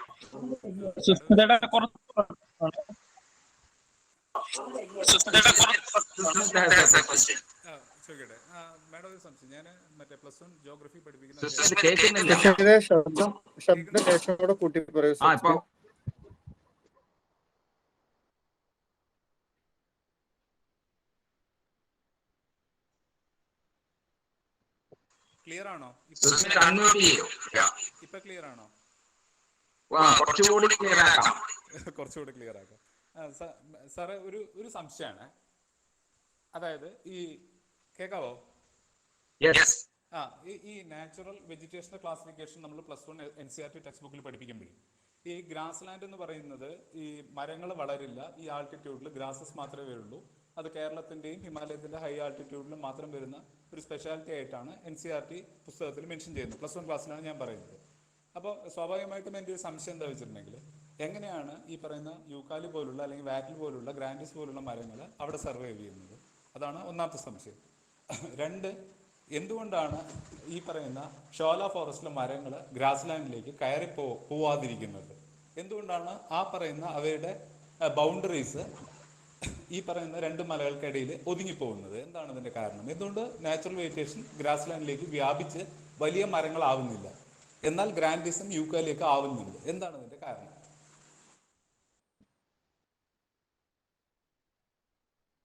എനിക്ക് തോന്നുന്നത് ഈസ സാറിന് കുറച്ചും കൂടെ വ്യക്തമായിട്ട് മറുപടി ചെയ്യാൻ സാധിക്കും. ഇത് ആ സാധാരണഗതിയില് നമ്മൾ ഓരോ സ്ഥലത്തിന്റെയും സോയിൽ ടൈപ്പ് അനുസരിച്ചും മൈക്രോ ക്ലൈമറ്റ് അനുസരിച്ചുമാണ് അവിടുത്തെ വെജിറ്റേഷൻ വരുന്നത്. അതിന്റെ സ്ലോപ്പ്, അങ്ങനെ ധാരാളം ഘടകങ്ങൾ അനുസരിച്ചാണ് അവിടെ ഈ വെജിറ്റേഷൻ വരുന്നത്. അപ്പോ ഈ പറഞ്ഞ ചോദ്യത്തിൽ ഒന്ന്, എന്തുകൊണ്ട് മുകളില് ഗ്രാസ് ലാൻഡിന്റെ അതായത് ടോപ്പ് ഏരിയയിലേക്ക് വരുന്നില്ല, എന്തുകൊണ്ട് ഈ പറഞ്ഞ ചോലക്കാടുകള് ആ ഒരു എന്താ താഴ്ഭാഗങ്ങളില്, ഈവൻ വലിയ ഉയരങ്ങളിലുള്ള സ്ഥലങ്ങളിലെ ആ ഒരു ഭാഗത്ത് മാത്രം, ഷാലോ റീജിയനിൽ മാത്രം കാണുന്നു എന്നുള്ളതില് അതാണ് അതിന്റെ പ്രധാന കാരണം. ധാരാളം വെള്ളത്തിന്റെ ഉറവിടമായതുകൊണ്ടും വെള്ളം ആവശ്യമുള്ളത് കൊണ്ടുമാണ് അങ്ങനെ വരുന്നത്. അതൊന്ന് ഒരു കാരണം. പിന്നെ താങ്കൾ ചോദിച്ചത് യൂക്കാലിപ്റ്റസ് ഒക്കെ എങ്ങനെയാണ് ഈ ഇതിൽ സർവൈവ് ചെയ്യുന്നത് എന്നുള്ളതാണ്. അതായത് യൂക്കാലിപ്റ്റസിന്റെ പ്രൊഡക്ടിവിറ്റിയെ പറ്റിയുള്ള പഠനങ്ങൾ നടത്തിയിട്ടുണ്ട്. അപ്പൊ യൂക്കാലിപ്റ്റസിന്റെ പ്രൊഡക്ടിവിറ്റി നമ്മുടെ മിക്ക സ്ഥലങ്ങളിലും വളരെ മോശമാണ് compared to the natural growth in Australia or other places. നമ്മള് നേരത്തെ ശ്രീമതി ലക്ഷ്മി പറഞ്ഞ പോലെ പല സ്ഥലങ്ങളിലും നമ്മള് ഇതിന്റെ ഈ വെച്ചത് അന്ന് പഴയ കാലത്തെ ഇൻഡസ്ട്രിയൽ പർപ്പസിന് വേണ്ടി, അതാ ഓരോ കാലഘട്ടത്തിന്റെ ആവശ്യത്തിനനുസരിച്ച് അന്നെടുത്ത നയപരമായ തീരുമാനങ്ങളുടെ അടിസ്ഥാനത്തിൽ എടുത്ത ചില ഇടങ്ങളാണ്. അതിന് ഏറ്റവും നല്ല ഉദാഹരണമാണ് വാഴച്ചാൽ ഭാഗത്തൊക്കെ വെച്ച യൂക്കാലിപ്റ്റസിന്റെ ഒക്കെ ഗ്രോത്ത് കണ്ടു കഴിഞ്ഞാൽ നമുക്കറിയാം. കാരണം നല്ല നിത്യഹരിത വനങ്ങളോ അല്ലെങ്കിൽ ഡെസിഡിയസ് ഫോറസ്റ്റോ മാറ്റിയിട്ട് നമ്മൾ ഉണ്ടാക്കിയ സ്ഥലങ്ങളിലൊന്നും അത്ര നല്ല രീതിയിൽ വന്നിട്ടില്ല. അതേസമയം ചില ഭാഗങ്ങൾ, ഇപ്പൊ ഉദാഹരണത്തിന് പെരിയാർ ടൈഗർ റിസർവിന്റെ അകത്താണ് ഇപ്പോ അതിന്റെ ചില ഭാഗങ്ങളില്, അവിടെ ചില സ്ഥലങ്ങളിലൊക്കെ നല്ല മോശമല്ലാത്ത രീതിയിൽ ഗ്രോത്ത് ഉണ്ട്. പക്ഷെ അതിപ്പോ നമ്മളുടെ മാനേജ്മെന്റിന്റെ അടിസ്ഥാനത്തിൽ, നേരത്തെ നമ്മുടെ DFO പറഞ്ഞ പോലെ ചില സ്ഥലങ്ങളില് നമ്മൾ അത് ഒരിക്കലും ഇനി അത് പ്രൊമോട്ട് ചെയ്യേണ്ടെന്നും അതിനെ നാച്ചുറൽ വെജിറ്റേഷൻ ആക്കി മാറ്റുക, ഇക്കോ റെസ്റ്റോറേഷൻ. എന്റെ ഓർമ്മ ശരിയാണെങ്കിൽ 130 ഹെക്ടർ ഏരിയ അടുത്ത 5 കൊല്ലത്തിനുള്ളിൽ ഒരു നാച്ചുറൽ ഏരിയ ആക്കി കൺവേർട്ട് ചെയ്യുക എന്നുള്ളതാണ് ഇപ്പോഴത്തെ ഗവൺമെന്റിന്റെ പദ്ധതി. അപ്പൊ അതിനനുസരിച്ചുള്ള പദ്ധതികളാണ് ഇപ്പോൾ ആവിഷ്കരിച്ചിരിക്കുന്നത്. അതിന് യൂക്കാലിപ്റ്റസ് മാത്രമല്ല, even acacia mangium, acacia auriculiformis, acacia mearnsii എന്ന് പറയുന്നത് വാറ്റില്, ഇതിനെ എല്ലാത്തിനെയും ആ ഒരു രീതിയിൽ തന്നെയാണ് നോക്കുന്നത്. അതില് സാർ ഒരു കാര്യം കൂടി ചേർക്കുന്നത്, വിൻഡ് ഒരു ഘടകമാണ്. വിൻഡ് ഈ 8,000 ഫീറ്റിലൊക്കെ ഉണ്ടാവുന്ന വിൻഡ് ഗ്രാസിന് താങ്ങാൻ പറ്റും. നേരെ മറിച്ച് അത്രയും വലിയ ഷോല ട്രീസ് എന്തായാലും ഉണ്ടായിരുന്നു. മറ്റത് നമ്മൾ പ്ലാന്റ് ചെയ്ത സാധനമാണ്. അത് അവിടെ പിടിച്ച് സംരക്ഷണം കൊടുത്തു കഴിഞ്ഞാൽ ഈ വാറ്റിൽ അങ്ങോട്ട് വളരും. നേരെ മറിച്ച് സ്വാഭാവിക വനത്തിൽ ഇത്രയും ഉയരത്തിൽ അവിടെ ഗ്രാസ് തന്നെ ഉണ്ടാവുള്ളൂ. മലയുടെ ഇടുക്കിലാണ് നമ്മൾ ഷോലാസ് ഇങ്ങനെ കാണുന്നത്. അവിടെയുള്ള വാട്ടർ സോഴ്സ് കണക്കാക്കി അങ്ങനെയാണ് ഞാൻ മനസ്സിലാക്കിയിട്ടുള്ളത്. അല്ല സാറേ, ഒരു അതിൽ കൂടെ ആനകൾ സഞ്ചരിക്കുന്നുണ്ട്, അല്ലെങ്കിൽ പക്ഷിമൃഗാദികൾ സഞ്ചരിക്കുന്നുണ്ട്. ഇവയ്ക്ക് വിത്ത് വിതരണം എന്നുള്ള ഡ്യൂട്ടി അവർ ചെയ്യുന്നുണ്ടാവുമല്ലോ നോർമലി ഗ്രാസ് ലാൻഡിൽ. എന്നിട്ട് പോലും ഒരു ചെടിയോ അല്ലെങ്കിൽ ഒരു മരമോ പോലും അതിനകത്ത് വളരുന്നില്ലല്ലോ. എന്നാൽ ഈ പറയുന്ന നമ്മൾ പറയുന്ന ഈ രണ്ട് സ്പീഷീസും ഗംഭീരമായിട്ട് വളരുന്നുണ്ട്. അത് ഒരു കൺഫ്യൂസിങ് ഘടകമായിരുന്നു. അതുകൊണ്ടാണ്. അല്ല സാർ, ഗ്രാസ് ലാൻഡിൽ ഇപ്പൊ നമ്മൾ വെട്ടിക്കാണുന്നത് കംപ്ലീറ്റ് ഇപ്പൊ ചിത്രങ്ങൾ കാണിച്ചു തന്നില്ലേ മാഡത്തിന്റെ പവർ പോയിന്റിൽ ഗ്രാസ് അതാണ് നേരത്തെ ഒരു ഘടകം. ഒന്ന് ഒരു വിൻഡിന്റെ ഒരു ഘടകമുണ്ട്. രണ്ടാമത് ഞാൻ നേരത്തെ സൂചിപ്പിച്ചു അവിടുത്തെ മൈക്രോ ക്ലൈമറ്റ്, ആ ഒരു സോയിൽ ടൈപ്പ്, അതെല്ലാം ഇതിനൊരു ഘടകം തന്നെയാണ്. ഇപ്പൊ ഒരു ഉദാഹരണം പറയാം. സൈലന്റ് വാലി പ്ലാറ്റോ എന്ന് പറഞ്ഞിട്ടൊരു സ്ഥലം മൂന്നാറിലുണ്ട്. സൈലന്റ് വാലി പ്ലാറ്റോയുടെ മുകൾ ഭാഗത്ത് യൂക്കാലിപ്റ്റസും ഒക്കെ വെക്കാനായിട്ട് കേരള ഫോറസ്റ്റ് ഡെവലപ്മെന്റ് കോർപ്പറേഷന്റെ ഒരു പദ്ധതി ഉണ്ടായിരുന്നു. അവരാദ്യം വലിയ ചിന്തകളൊന്നും ഇല്ലാതെ കൊണ്ടായിരിക്കും അത് അവർ ചെയ്തു. പക്ഷെ അതൊന്നും വരുന്നില്ല. അത് കേരള വനഗവേഷണ ഇൻസ്റ്റിറ്റ്യൂട്ടിനോട് അതിന്റെ അഭിപ്രായം ചോദിച്ചു. അപ്പൊ വനഗവേഷണ ഇൻസ്റ്റിറ്റ്യൂട്ട് കൊടുത്തത് എന്താണെന്ന് വെച്ച് കഴിഞ്ഞാല് ഈ പ്രദേശത്ത് because of strong wind and because of the edaphic അവിടുത്തെ ഫാക്ടേഴ്സ് കാരണം അവിടെ ഈ പറഞ്ഞൊന്നും വളരില്ല, അത് ഗ്രാസ് ലാൻഡ് ആയിട്ട് തന്നെ വിടുക എന്നതായിരുന്നു ഉപദേശം കൊടുത്തത്.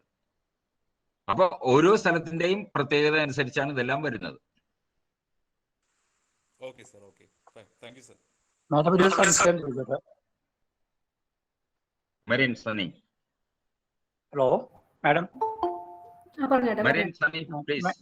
മാഡത്തിന്റെ പ്രസന്റേഷനിൽ നമ്മൾ മതികെട്ടാൻ ചോല വളരെ സെപ്പറേറ്റഡ് ആയിട്ട് ഇടമുറിഞ്ഞായിട്ട് കിടക്കുന്നുണ്ട്. അപ്പൊ നമ്മുടെ ഒരു പാരിസ്ഥിതിക പ്രാധാന്യം കണക്കിലെടുത്ത് അത് മറ്റു ശോലാവനങ്ങളുമായിട്ട് കൂട്ടിച്ചേർക്കാൻ എന്തെങ്കിലും നമുക്കൊരു ഐഡിയ ഉണ്ടോ, അങ്ങനെ ഒരു സ്ട്രാറ്റജി ഉണ്ടോ എന്ന് അറിയാനാണ്. ഇല്ല, മറ്റു ശോലയുമായിട്ട് ഒരിക്കലും അത് കൂട്ടിച്ചേർക്കാൻ സാധിക്കില്ല. കാരണം അതിന് നമ്മളുടെ ഒരുപാട് ദൂരെയാണ്. കാരണം ഏകദേശം എനിക്ക് തോന്നുന്നു പാമ്പാട് ശോലയിൽ നിന്ന് ഒരു 85 കിലോമീറ്റർ ദൂരമാണ് മതികെട്ടാൻ ശോല സ്ഥിതി ചെയ്യുന്നത്. പക്ഷെ എന്തെങ്കിലും മറ്റു ഫോറസ്റ്റുമായിട്ട് കണക്റ്റഡ് ആണ്. മൂന്നാർ ടെറിട്ടോറിയൽ ഡിവിഷനിലെ ഫോറസ്റ്റുമായിട്ട് കണക്റ്റഡ് ആണ്. തേനി ഫോറസ്റ്റ് ഡിവിഷനുമായിട്ട് അപ്പുറത്തെ സൈഡ് കണക്റ്റഡ് ആണ്. അതിനകത്തൊരു ശരിക്കും അതാണ് ഒരു ആനിമൽ കോറിഡോർ ആയിട്ട് അത് ആക്ട് ചെയ്ത് വരുന്നുണ്ട്. അപ്പൊ അതിന്റെ ഒരു പ്രാധാന്യം മനസ്സിലാക്കിക്കൊണ്ടാണ് മതികെട്ട ശോലയായിട്ട് അത് ശോല നാഷണൽ പാർക്കായിട്ട് അത് പ്രഖ്യാപിച്ചത്. പക്ഷെ മറ്റുള്ള ശോലയുമായിട്ട് അത് കണക്ട് ചെയ്ത് കിട്ടാൻ ബുദ്ധിമുട്ടാണ്. പക്ഷെ കണക്ഷൻ ഇല്ല. പക്ഷെ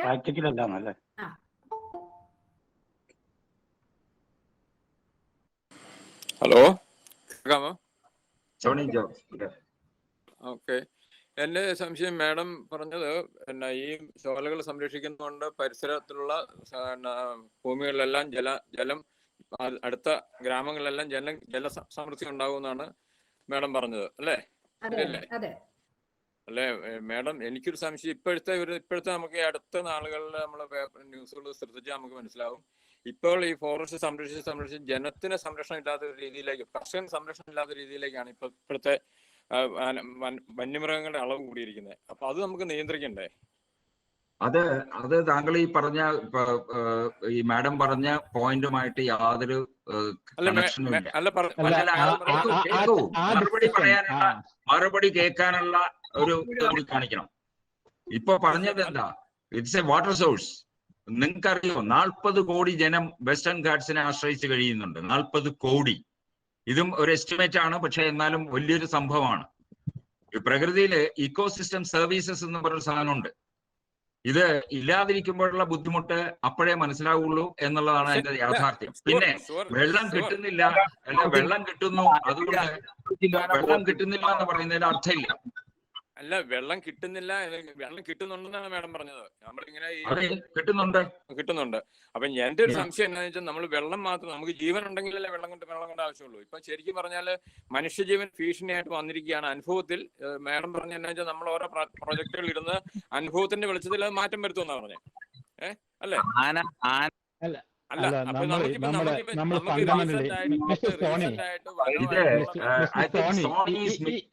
സോണി മറ്റ് ചില ഘടകങ്ങളുമായിട്ട് ഇതിനെ താരതമ്യപ്പെടുത്തുകയാണ്. താങ്കളുടെ ഉദ്ദേശം ദുരുദ്ദേശമാണെന്ന് ഞാൻ കണക്കാക്കുന്നു.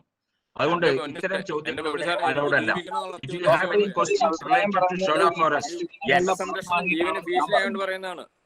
വനസംരക്ഷണം ജീവന് ഭീഷണിയാണെന്ന് പറയുന്ന ഏക വ്യക്തി ലോകത്തില് താങ്കൾ മാത്രമായിരിക്കും.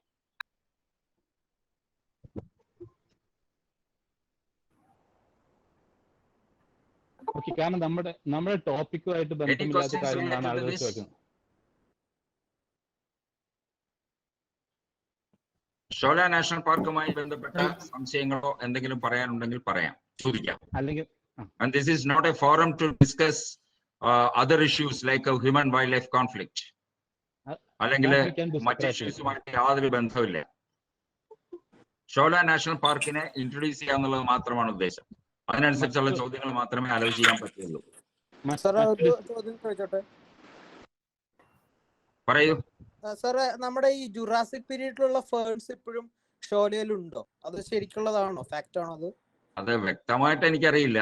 നിങ്ങൾക്ക് വേണമെങ്കിൽ ഫേൺസിന്റെ എക്സ്പെർട്സ് എന്ന് പറയുന്നത് ഡോക്ടർ മധു, അതേപോലെ തന്നെ ഡോക്ടർ രാജേഷ്, ഇവർ രണ്ടുപേരാണ്. അവരുടെ ഇതില് ചോദിച്ചിട്ട് വേണമെങ്കിൽ പിന്നീട് പറയാവുന്നതാണ്. ഓക്കെ. കാരണം ഞാൻ ഈ അടുത്ത് പാമ്പാട് ഷോലയിൽ പോയപ്പോ ഗൈഡ് പറഞ്ഞു അവിടെ ഉണ്ടായിരുന്നു. അപ്പൊ ഇപ്പൊ ഞങ്ങൾ പോയപ്പോ പറഞ്ഞു 2 ആഴ്ച മുമ്പ് പോയപ്പോ പറഞ്ഞു അത് ചീഞ്ഞു പോയെന്ന് പറഞ്ഞു. അപ്പൊ അത് വിശ്വസിക്കാൻ പറ്റിയില്ല. അത് കാരണം ചോദിച്ചാ. ശരി, താങ്ക് യു. ട്രീ ഫേൺ ആയിരിക്കും ഉദ്ദേശിച്ചത്. ട്രീ ഫേൺ ആയിരിക്കും പറഞ്ഞത്. അല്ലേ? ട്രീ ഫേൺ അല്ലേ? അതറിയില്ല. ആള് പറഞ്ഞു അത് ചീഞ്ഞു പോയെന്ന് പറഞ്ഞു. ട്രീ ഫേൺ ആയിരിക്കും. Okay okay okay sir, thank you. എനിക്ക് ഒരു ചോദ്യമുണ്ട് ഡോക്ടർ ലക്ഷ്മിയൊക്കെ. വാട്ട് ഈസ് യുവർ ബാക്ക്ഗ്രൗണ്ട് ഇതുപോലത്തെ ജോലിയിലോട്ട് കയറാൻ? What was your interest and how many women are working in the field like you? ഞാൻ ബേസിക്കലി MSc ഫോറസ്ട്രി ആണ്, ഫോറസ്ട്രി കോളേജിലാണ് പഠിച്ചത്. ഫോറസ്റ്റിനോട് താല്പര്യവും എല്ലാം ഉണ്ടായതുകൊണ്ട് തന്നെയാണ് ഞാൻ ഈ ജോലിയിലേക്ക് പ്രവേശിച്ചത്. ഇതിനകത്തിപ്പം ഞാനാണ് ഫസ്റ്റ്, ഞാനും ഗിരിജ എന്ന് പറഞ്ഞ രണ്ടുപേരുണ്ട് ഫസ്റ്റ് ലേഡി റേഞ്ച് ഓഫീസറായിട്ട് ഈ ഡിപ്പാർട്ട്മെന്റിൽ കയറിയത്. അതിനുശേഷം ഇപ്പോൾ ഒരുപാട് 12 ലേഡി റേഞ്ച് ഓഫീസേഴ്സ്, അതിനപ്പുറം ഒരു 6-7 ACFമാരും ഇപ്പം ഉണ്ട്. പിന്നെ IFS കിട്ടിയിട്ടുള്ള മാഡംസ് വേറെ ഉണ്ട്. അപ്പം ഇപ്പം ശരിക്കും പറഞ്ഞാൽ ഫോറസ്റ്റ് ഡിപ്പാർട്ട്മെന്റിൽ ലേഡീസ് ഒരുപാട് കടന്നു വന്നുകൊണ്ടിരിക്കുന്നുണ്ട്. Have you found it any challenges ഈ ജോലിയിൽ on the field, or has it always been just beautiful and lovely? എല്ലാ ഫീൽഡിലും അതിൻ്റെതായിട്ടുള്ള ചലഞ്ചസ് ഉണ്ട്. അത് ലവ്ലി ആക്കി എടുത്തുകൊണ്ട് ജോലി ചെയ്യുന്നു ഇപ്പോഴും, അത്രേ പറയാൻ പറ്റുള്ളൂ. എനിക്ക് ഒരു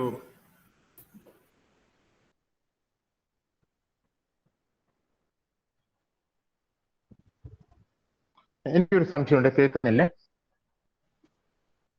പോൾ മാത്യൂസ് മ്യൂട്ട് ചെയ്തിട്ടില്ല, അൺമ്യൂട്ട് ചെയ്തിരിക്കുക. കേൾക്കുന്നുണ്ടോ? കേൾക്കുന്നുണ്ടോ? Okay okay. ഒരു സംശയം ചോദിക്കാനുള്ളതേ, ഞാനൊരു പ്രസന്റേഷൻ അറ്റൻഡ് ചെയ്തിരുന്നു. അപ്പൊ ആ പ്രസന്റേഷനിൽ ജിയോളജിസ്റ്റ് പറഞ്ഞത് എന്താന്ന് വെച്ചാൽ, ഈ ലാൻഡ് സ്ലൈഡിനുള്ള ഒരു മെയിൻ റീസൺ എന്ന് പറയുന്നത് വാട്ടർ അക്യുമുലേഷൻ ആണ് എന്നുള്ളതാണ്. ഇപ്പോഴത്തെ പ്രസന്റേഷനിൽ പറഞ്ഞൊരു പോയിന്റ് എന്ന് പറയുന്നത് ഷോള ബിൽഡ് ചെയ്യുമ്പോൾ വാട്ടർ അക്യുമുലേഷൻ കൂടി അത് ഈ താഴത്തേക്കുള്ള അഗ്രികൾച്ചറൽ ഏരിയയിലൊക്കെ വാട്ടർ കിട്ടുന്നത്. അപ്പൊ എൻ്റെ ഒരു സംശയം എന്ന് പറയുന്നത്, is too much water A problem?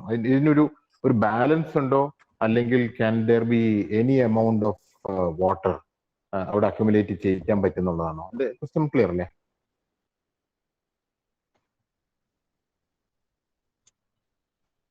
ആ ഒരു ക്വസ്റ്റ്യൻ ആൻസർ ചെയ്യാനേ നമുക്കൊരു ജിയോളജിസ്റ്റ് എക്സ്പെർട്ട്. ആ ചോദ്യത്തിന്റെ ഒരു പ്രസക്തി ഉണ്ട്.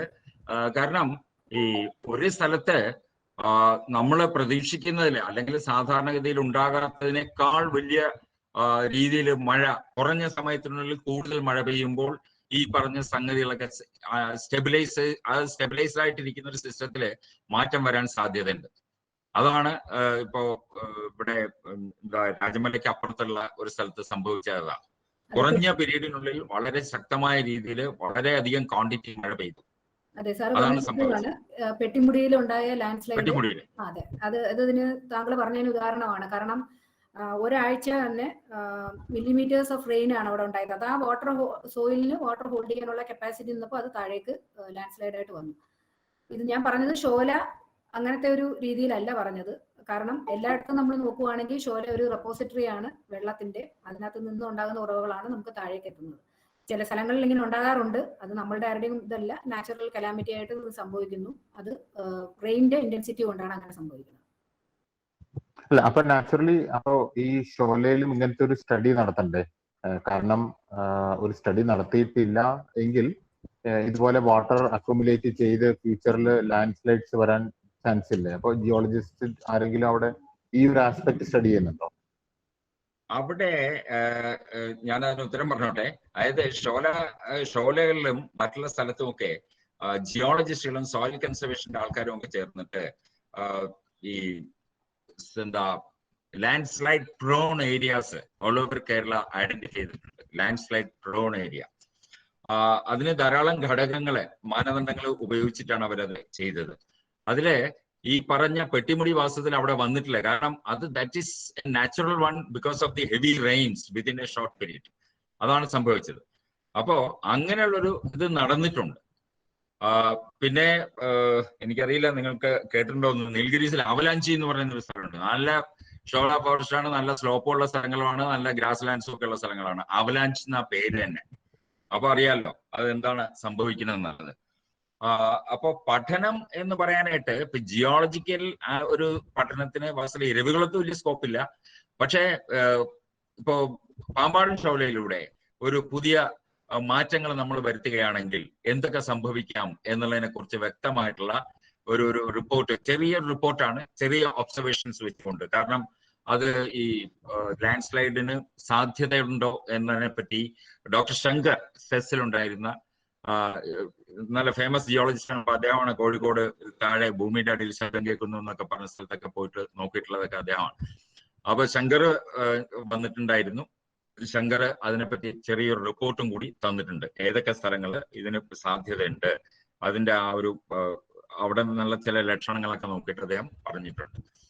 അപ്പൊ അത് പക്ഷേ that is because of our intervention. നമ്മളുടെ അതിൽ ഇടപെട്ടാൽ സംഭവിക്കാവുന്ന കാര്യങ്ങളെ കുറിച്ചാണ് അദ്ദേഹം പറഞ്ഞത്.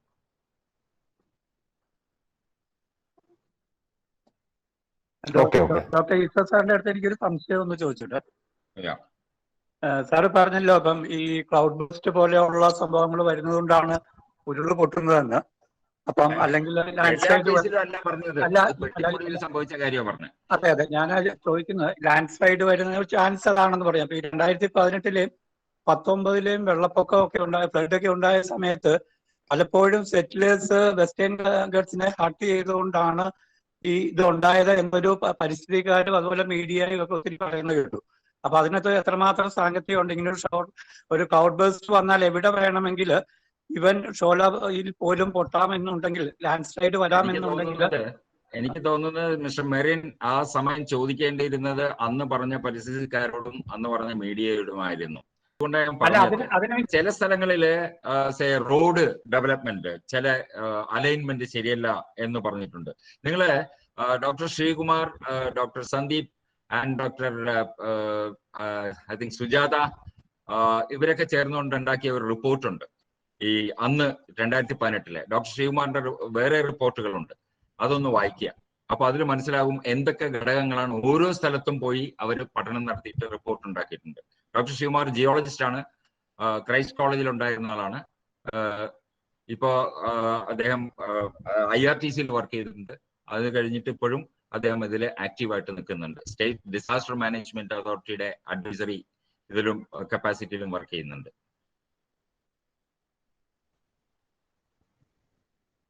Dr. Anand has some questions, I think.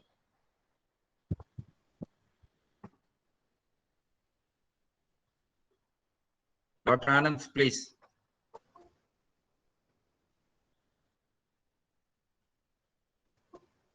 Sir, can you hear me? Dr. Anand, yes. Yeah. See, for the young people to know about forest and what things we have, what things you do for the school-going age between 5th standard to 12th standard, one. Second question, as a tourist, these talks have been very illuminating and very interesting. For a layman like me, what facilities I have? I do mainly photography, nature photography, and some I'm very much interested in wildlife also. What facilities are there? 3, why a booklet cannot be done offering what all facilities are there in all the lesser known sanctuaries? So that website is totally confusing. Website എന്തെങ്കിലും നമ്മൾ phone വിളിച്ചാൽ phone കൂടെ ആക്കാൻ എടുക്കില്ല. Doctor Anand ഇന്നലെ ഇതിനെപ്പറ്റി നമ്മളെ എന്താ ഷണ്ടൂരിനെ പറ്റി അവിടെയുള്ള ഫെസിലിറ്റീസിന്റെ കേട്ട് കാണുമായിരിക്കും. ഡോക്ടർ ആനന്ദ് ഇന്നലെ ഉണ്ടായിരുന്നു. അദ്ദേഹം 3 ദിവസമായിട്ട് നമ്മളെ പരിപാടികളിലൊക്കെ പങ്കെടുക്കുന്ന ആളാണ്. അപ്പോ മിക്ക സ്ഥലങ്ങളിലും അതിനുള്ള അവസരങ്ങളുണ്ട്. പക്ഷേ ഇത് protected area, even in reserve forest, ചില രീതികൾ നമുക്ക് ഫോളോ ചെയ്യേണ്ടി വരും. ചില പ്രൊസീജിയറുകളുണ്ട്, നടപടിക്രമങ്ങളുണ്ട്. ആ നടപടിക്രമങ്ങളിലൂടെ പോയി കഴിഞ്ഞാൽ ഒരു പ്രശ്നമില്ല. ഇപ്പോ പെരിയാറിലോ ഈ പറഞ്ഞ ഏതെങ്കിലും നാഷണൽ പാർക്കുകളിലോ ഒക്കെ നമുക്ക് പോകണമെന്നുണ്ടെങ്കിൽ തീർച്ചയായിട്ടും പണം കൊടുത്ത് ക്യാമറ ഉപയോഗിക്കുന്നതിനൊക്കെ പ്രത്യേക ഫീസ് ഉണ്ടെന്നാണ് എൻ്റെ ഓർമ്മ. അപ്പോ അതൊക്കെ കൊടുത്തു കഴിഞ്ഞാൽ നമുക്ക് ഫോട്ടോഗ്രാഫിയൊക്കെ അലൗഡ് ആണ്, അത് സാധ്യമാണ്. പിന്നെ കുട്ടികൾക്ക് വേണ്ടിയുള്ളത് ധാരാളം നേച്ചർ ക്യാമ്പുകൾ വനംവകുപ്പ് നടത്തുന്നുണ്ട്. ധാരാളം നേച്ചർ ക്യാമ്പുകൾ ഓരോ പ്രൊട്ടക്റ്റഡ് ഏരിയയിലും, സാങ്ച്വറീസിലും നാഷണൽ പാർക്കിലും നേച്ചർ ക്യാമ്പുകൾ, പ്രകൃതി പഠന ക്യാമ്പുകൾ ഫ്രീ ആയിട്ട് നടത്തുന്നുണ്ട്. പെയ്ഡ് വേറെയും ഉണ്ട്. ആ ഫണ്ട് തീർന്നു കഴിഞ്ഞാൽ അവർക്ക് അത് ഒരുപക്ഷെ ഈ പ്രകൃതി പഠന ക്യാമ്പുകൾ നടത്തുന്ന ഏക സംസ്ഥാനം കേരളമാണ്. മറ്റുള്ള സ്ഥലത്തൊക്കെ എന്താ നാംകെ വാസ്ത എന്ന് പറയാം, ഫോർ ദ നെയിം സേക്ക് കുറച്ചൊക്കെ നടത്തുന്നുണ്ടെന്ന് മാത്രമേ ഉള്ളൂ. പക്ഷെ ഇവിടെ വളരെ ഭംഗിയായിട്ട് അതിനെ പ്രത്യേക പഠിപ്പിക്കുന്ന, അവർക്ക് കാര്യങ്ങൾ പറഞ്ഞു കൊടുക്കുന്നതിനുള്ള ട്രെയിൻഡ് ആയിട്ടുള്ള ആൾക്കാരുണ്ട്. അത് പറഞ്ഞു കൊടുക്കുന്നതിനുള്ള ഒരു പ്രത്യേക സിലബസ് തന്നെയുണ്ട് അവർക്ക്, ബ്രീഫിങ്ങിന് അങ്ങനെയൊക്കെ ചെയ്യുന്നുണ്ട് ഇവിടെ. ഈ ഇൻഫർമേഷൻ എവിടെ കാണാൻ പറ്റും?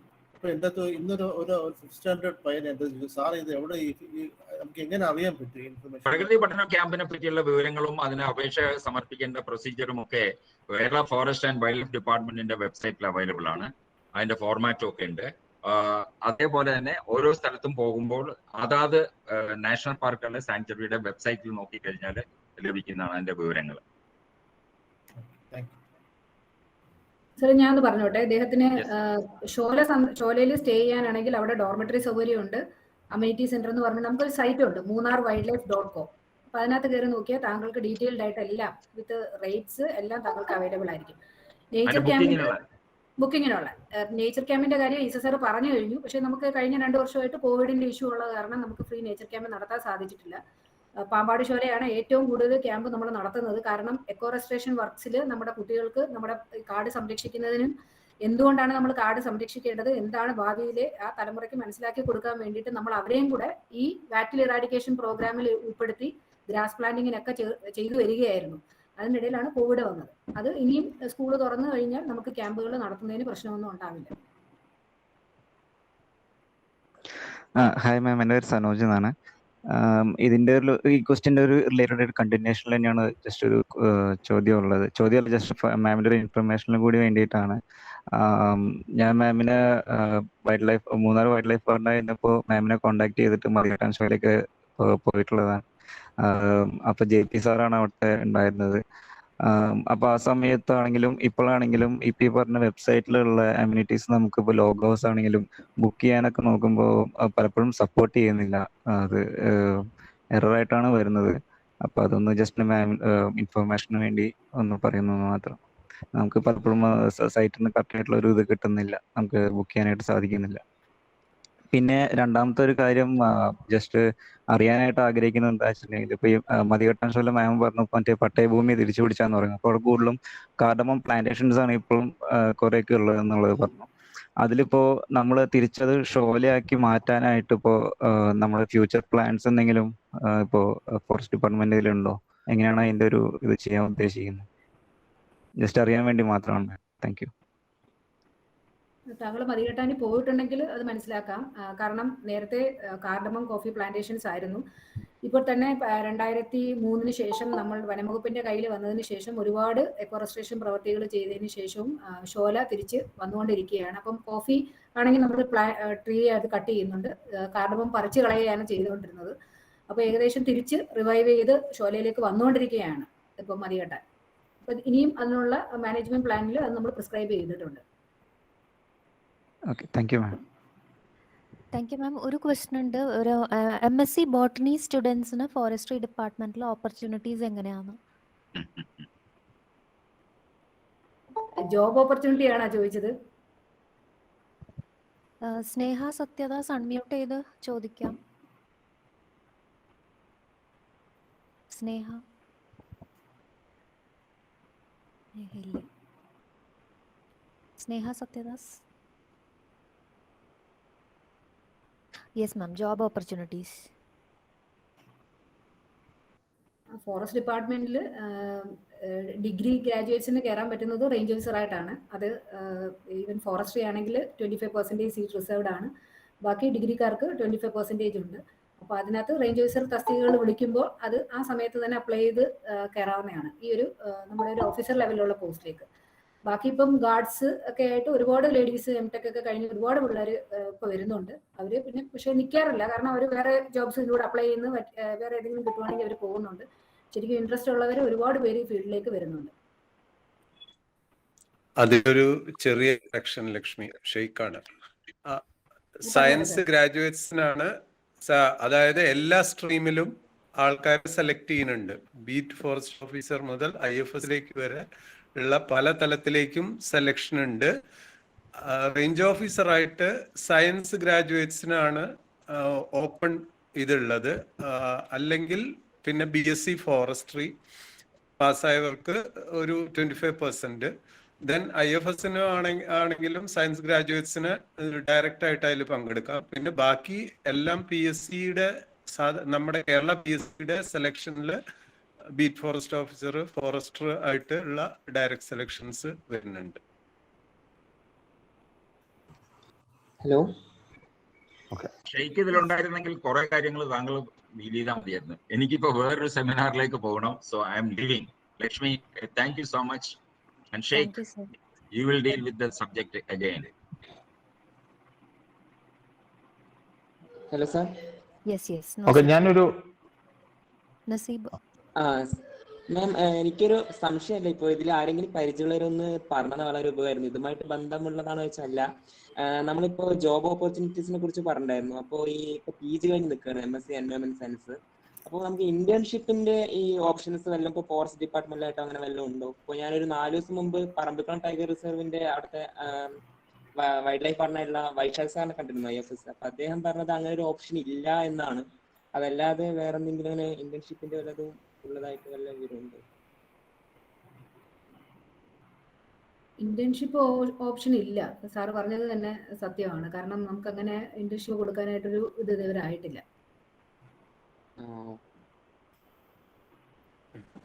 എനിക്ക് തോന്നുന്നു നമുക്ക് ഞാനൊരു ഒരു ഡൗട്ട് ചോദിച്ചോട്ടെ.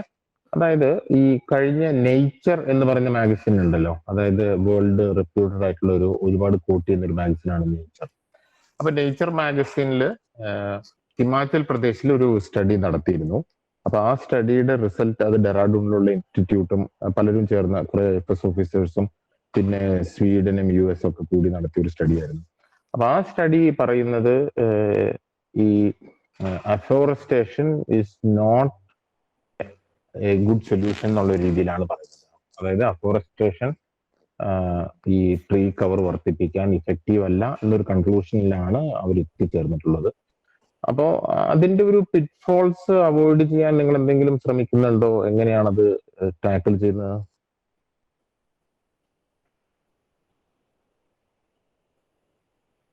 എനിക്ക് മനസ്സിലായില്ല. അത് അഫോറസ്റ്റേഷൻ, അതായത് അഫോറസ്റ്റേഷൻ ഈ ട്രീ കവർ ഇൻക്രീസ് ചെയ്യുന്നില്ല എന്നൊരു കൺക്ലൂഷനിലേക്കാണ് അവർ എത്തിച്ചേർന്നത്. അതായത് ഹിമാചൽ പ്രദേശില് ലാർജ് സ്കെയിൽ അഫോറസ്ട്രേഷൻ നടത്തിയിരുന്നു. അതായത് ചില പോർഷൻസ് ബ്ലോക്ക് ചെയ്ത് അവിടെ ഫോറസ്റ്റ് ബിൽഡ് ചെയ്യുന്ന ഒരു സിറ്റുവേഷൻ ആയിരുന്നു. അതിന്റെ ലോങ് ടേം സ്റ്റഡി വെച്ച് റിമോട്ട് സെൻസിങ് ഒക്കെ വെച്ച് അവർ സ്റ്റഡി ചെയ്തപ്പോൾ ഇങ്ങനെ ഗവൺമെന്റൽ ഓർഗനൈസ്ഡ് ആയിട്ടുള്ള അഫോറസ്റ്റേഷൻ ട്രീ കവർ വർദ്ധിപ്പിക്കുന്നില്ല എന്നൊരു കൺക്ലൂഷനിലേക്കാണ് അവർ എത്തിച്ചേർന്നത്. അപ്പൊ ഞാൻ ചോദിക്കുന്നത് എന്താണെന്ന് വെച്ചാൽ ആ ഒരു ഇഷ്യൂ എങ്ങനെയാണ് നിങ്ങൾ അഡ്രസ് ചെയ്യുന്നത് എന്നാണ്.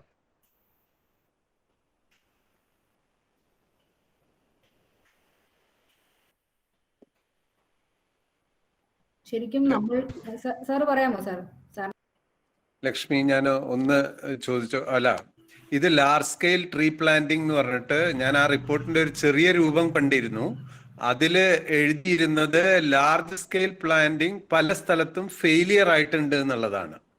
നമ്മളുടെ അതുപോലെ അതാ ഇംപ്ലിമെന്റിംഗ് ഏജൻസിയുടെയോ അല്ലെങ്കിൽ അതിന് ശേഷമുള്ള മെയിൻ്റനൻസ് വർക്കിന്റെയോ വീഴ്ചകൾ മൂലമായിരിക്കാം. അത് റെക്ടിഫൈ ചെയ്തിട്ട് അത് മുന്നോട്ട് പോയാൽ നന്നായിരിക്കും എന്നുള്ളതാണ് എനിക്ക് തോന്നുന്നത്. കേരളത്തിനെ സംബന്ധിച്ചിടത്തോളം അങ്ങനെ നമ്മളുടെ ഇവിടെ അതുപോലത്തെ ഒരു മാസീവ് സ്കെയിലുള്ള ഒരു പ്ലാന്റിംഗ് പ്രോഗ്രാം ഡിപ്പാർട്ട്മെന്റ് ചെയ്യണില്ല. എല്ലാ വർഷവും അവർക്ക് നിശ്ചിത അളവിലുള്ള സ്ഥലങ്ങൾ ഇത് റീജനറേറ്റ് ചെയ്യാനുള്ള സ്ഥലങ്ങൾ വളരെ കൃത്യമായിട്ട് നോക്കിയിട്ട് ഫെയിലിയർ ഇല്ലാത്ത രീതിയിലാണ് പോകുന്നത്. ഞാൻ ആ റിപ്പോർട്ടിന്റെ ഒരു ചെറിയ രൂപം മാത്രമേ കണ്ടിരുന്നുള്ളൂ. അതില് മാസീവ് പ്ലാന്റിംഗ് എന്നാണ് അതിൽ പറഞ്ഞിരുന്നത്. അത് അത് പിന്നത്തെ സെക്കൻഡ് ഇയറിലും തേർഡ് ഇയറിലും നോക്കിയപ്പോ അതിൽ കൂടുതൽ മറ്റേ ഫെയിലിയർ ഉണ്ടായിരുന്നു എന്നുള്ളതാണ് ആ റിപ്പോർട്ടിൽ കണ്ടത്. അത് ഇനി അതൊന്നുകൂടെ വിശദമായിട്ട് ഈ ചോദ്യം വന്നപ്പോ ഒന്നുകൂടെ നോക്കിയാലേ പറയാൻ പറ്റുള്ളൂ. അത് ശ്രദ്ധിക്കണം. അത് ശ്രദ്ധിക്കണം എന്ന് പറയാൻ കാരണം ബേസിക്കലി നമ്മൾ ഒരു സ്ഥലത്തെ മിസ്റ്റേക്സിൽ നിന്നാണല്ലോ വേറെ സ്ഥലത്തേക്ക് പഠിക്കേണ്ടത്. അപ്പൊ അത് നേച്ചറിലുണ്ട്. പിന്നെ അതുപോലെ തന്നെ നിങ്ങൾക്ക് ആ IFS ഉദ്യോഗസ്ഥരെയും അല്ലെങ്കിൽ ആ പർട്ടിക്കുലർ സ്റ്റഡി നടത്തിയവരെയും കോണ്ടാക്ട് ചെയ്താൽ കുറച്ചുകൂടെ സ്റ്റഡി പേപ്പറിൽ ഇല്ലാത്ത കുറച്ച് ഡേറ്റയും കൂടെ കിട്ടിയേക്കാം. സാർ പറഞ്ഞതില് നമ്മളിത് പണവുമായി തട്ടിക്കുമ്പോഴാണ് അത് ഫെയിലിയർ ആണെന്ന് പറയുക. നേരെ മറിച്ച് NGOs ഒക്കെ ചെയ്യുന്ന ഒരുപാട് പ്രവർത്തനങ്ങളുണ്ട്.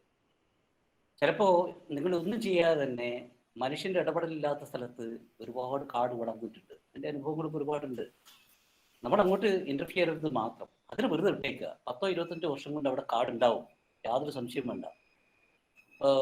ഒരു ചെറിയൊരു ഉദാഹരണം ഞാൻ അധികം പറയുന്നില്ല. ചെറിയൊരു ഉദാഹരണത്തിൽ തുഷാരഗിരി വനത്തിൽ നേരത്തെ കർഷക ഭൂമിയായിരുന്നു പറഞ്ഞു, EFL കേസ് കൊടുത്തു. 20 വർഷം കൊണ്ട് ഒന്നാം തരം കാട് അവിടെ ഉണ്ടായിട്ടുണ്ട്. അവിടെ ഒന്നും ചെയ്യില്ല, എഫോറസ്റ്റേഷൻ ഒന്നും നടത്തിയില്ല.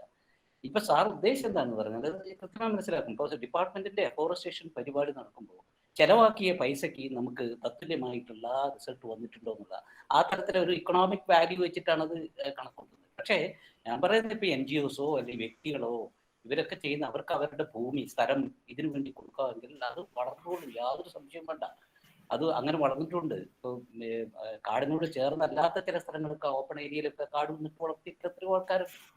അപ്പൊ അത് എൻ്റെ ഒരു അഭിപ്രായത്തിൽ ഈ ഒരു റിപ്പോർട്ടിന്റെ ഒരു പ്രധാന കാരണം ഇതായിരിക്കണം. കാരണം നമ്മൾ എന്താണ് സർക്കാർ പൈസ കൊടുത്തിട്ട് നമുക്ക് അതിനുള്ള റിസൾട്ട് കിട്ടുന്നില്ല എന്നുള്ളതിന്റെ ഒരു കാര്യമായിരിക്കണം ഈ ഗ്രോത്ത് കൊണ്ട് ഉണ്ടാവുക എന്നുള്ളത് പറയുന്നത്. അല്ലാതെ എക്കണോമിക് ആർഗ്യുമെന്റ് മാത്രമായിരുന്നില്ല അതിന് ട്രീ കവർ ഇൻക്രീസ് ചെയ്തിട്ടില്ല എന്നുള്ളതാണ് അവരുടെ പോയിന്റ്. ഓക്കെ, ഒരു ക്വസ്റ്റ്യൻ കൂടെ ചോദിച്ചു നോക്കട്ടെ. ഞാനത് ഇതിന്റെ റെലവൻസ് എന്ന് പറയുന്നത് നിങ്ങൾ പറഞ്ഞല്ലോ, ഇപ്പൊ ഫോർ എക്സാമ്പിൾ കാർഡമം ഒക്കെ വെട്ടിത്തെളിച്ച് ആണിത് ചെയ്യുന്നതെന്ന്. അപ്പൊ ഒരു എക്സിസ്റ്റിംഗ് ട്രീ കവർ മാറ്റിയിട്ടാണ് പുതിയൊരു ട്രീ കവർ കൊണ്ടുവരുന്നതിന്റെ വെളിച്ചത്തിലാണ് ഞാൻ ആ ക്വസ്റ്റ്യൻ ചോദിച്ചത്. പിന്നെ ഒരു ബേസിക് ഡൗട്ടാണ്, അതായത് ഇപ്പൊ പറഞ്ഞല്ലോ, ഇപ്പൊ ഈ മീറ്റിംഗിൽ പറഞ്ഞല്ലോ, അവിടെയുള്ള കാർഡമം ഇതിലുള്ള അവിടെയുള്ള എല്ലാം കുറെ പട്ടയങ്ങൾ റദ്ദ് ചെയ്തിരുന്നു എന്ന്. അപ്പൊ അവർക്കൊക്കെ കോമ്പൻസേഷൻ കൊടുത്തിരുന്നോ?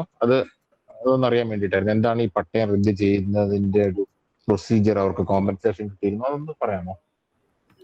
അത് കുറച്ച് പേർക്ക് പട്ടയങ്ങൾ റദ്ദ് ചെയ്തത് കാരണം ചില എൻക്രോച്ച്മെന്റ് ഉണ്ടായിരുന്നു. എൻക്രോച്ച്മെന്റ് കൂടി വന്ന സാഹചര്യത്തിലാണ് അത് നാഷണൽ പാർക്കായിട്ട് കൺവേർട്ട് ചെയ്തത്. കുറച്ചു പേരുടേത് സെറ്റിൽ ചെയ്തിട്ടുണ്ട്, കുറച്ചു പേരുടേത് ശരിക്കും അത് റദ്ദ് ചെയ്യാത്ത ഇതിലും ഉണ്ട്. ചില കേസുകൾ ഇപ്പോഴും നിലവിൽ നിൽക്കുന്നുമുണ്ട് ഇതിന്റെ പട്ടയം റദ്ദാക്കിയതിന്റെ പേരിൽ. താങ്കൾ ആ പറഞ്ഞ ആ റിപ്പോർട്ടിന്റെ ട്രീ കവറിൻ്റെത് അത് ഞാൻ കണ്ടില്ലായിരുന്നു. അതൊന്ന് നോക്കിയിട്ട് അത് താങ്കൾ പറഞ്ഞത് ട്രീ കവർ കൂടിയിട്ടില്ല എന്നുണ്ടെങ്കിൽ അത് ശരിയാണ്, അത് പിറ്റ്ഫോൾ ആയിട്ട് തന്നെ കണക്കാക്കേണ്ടി വരും. അപ്പൊ അത് നമ്മൾ പരിശോധിച്ചിട്ട് അത് നോക്കാം. അതെന്തായാലും അതൊന്ന് വായിച്ചതും അതിനകത്ത് ഇത് നോക്കുന്നതായിരിക്കും. ഈ ചാറ്റിൽ ഒരു ഇമെയിൽ അഡ്രസ് ഇടാന്നുണ്ടെങ്കിൽ ഞാൻ ആ പേപ്പർ അയച്ചു തരാം. അത് നേച്ചറിന്റെ മാഗസിനിലുള്ള വന്നിട്ടുള്ളതാണ്.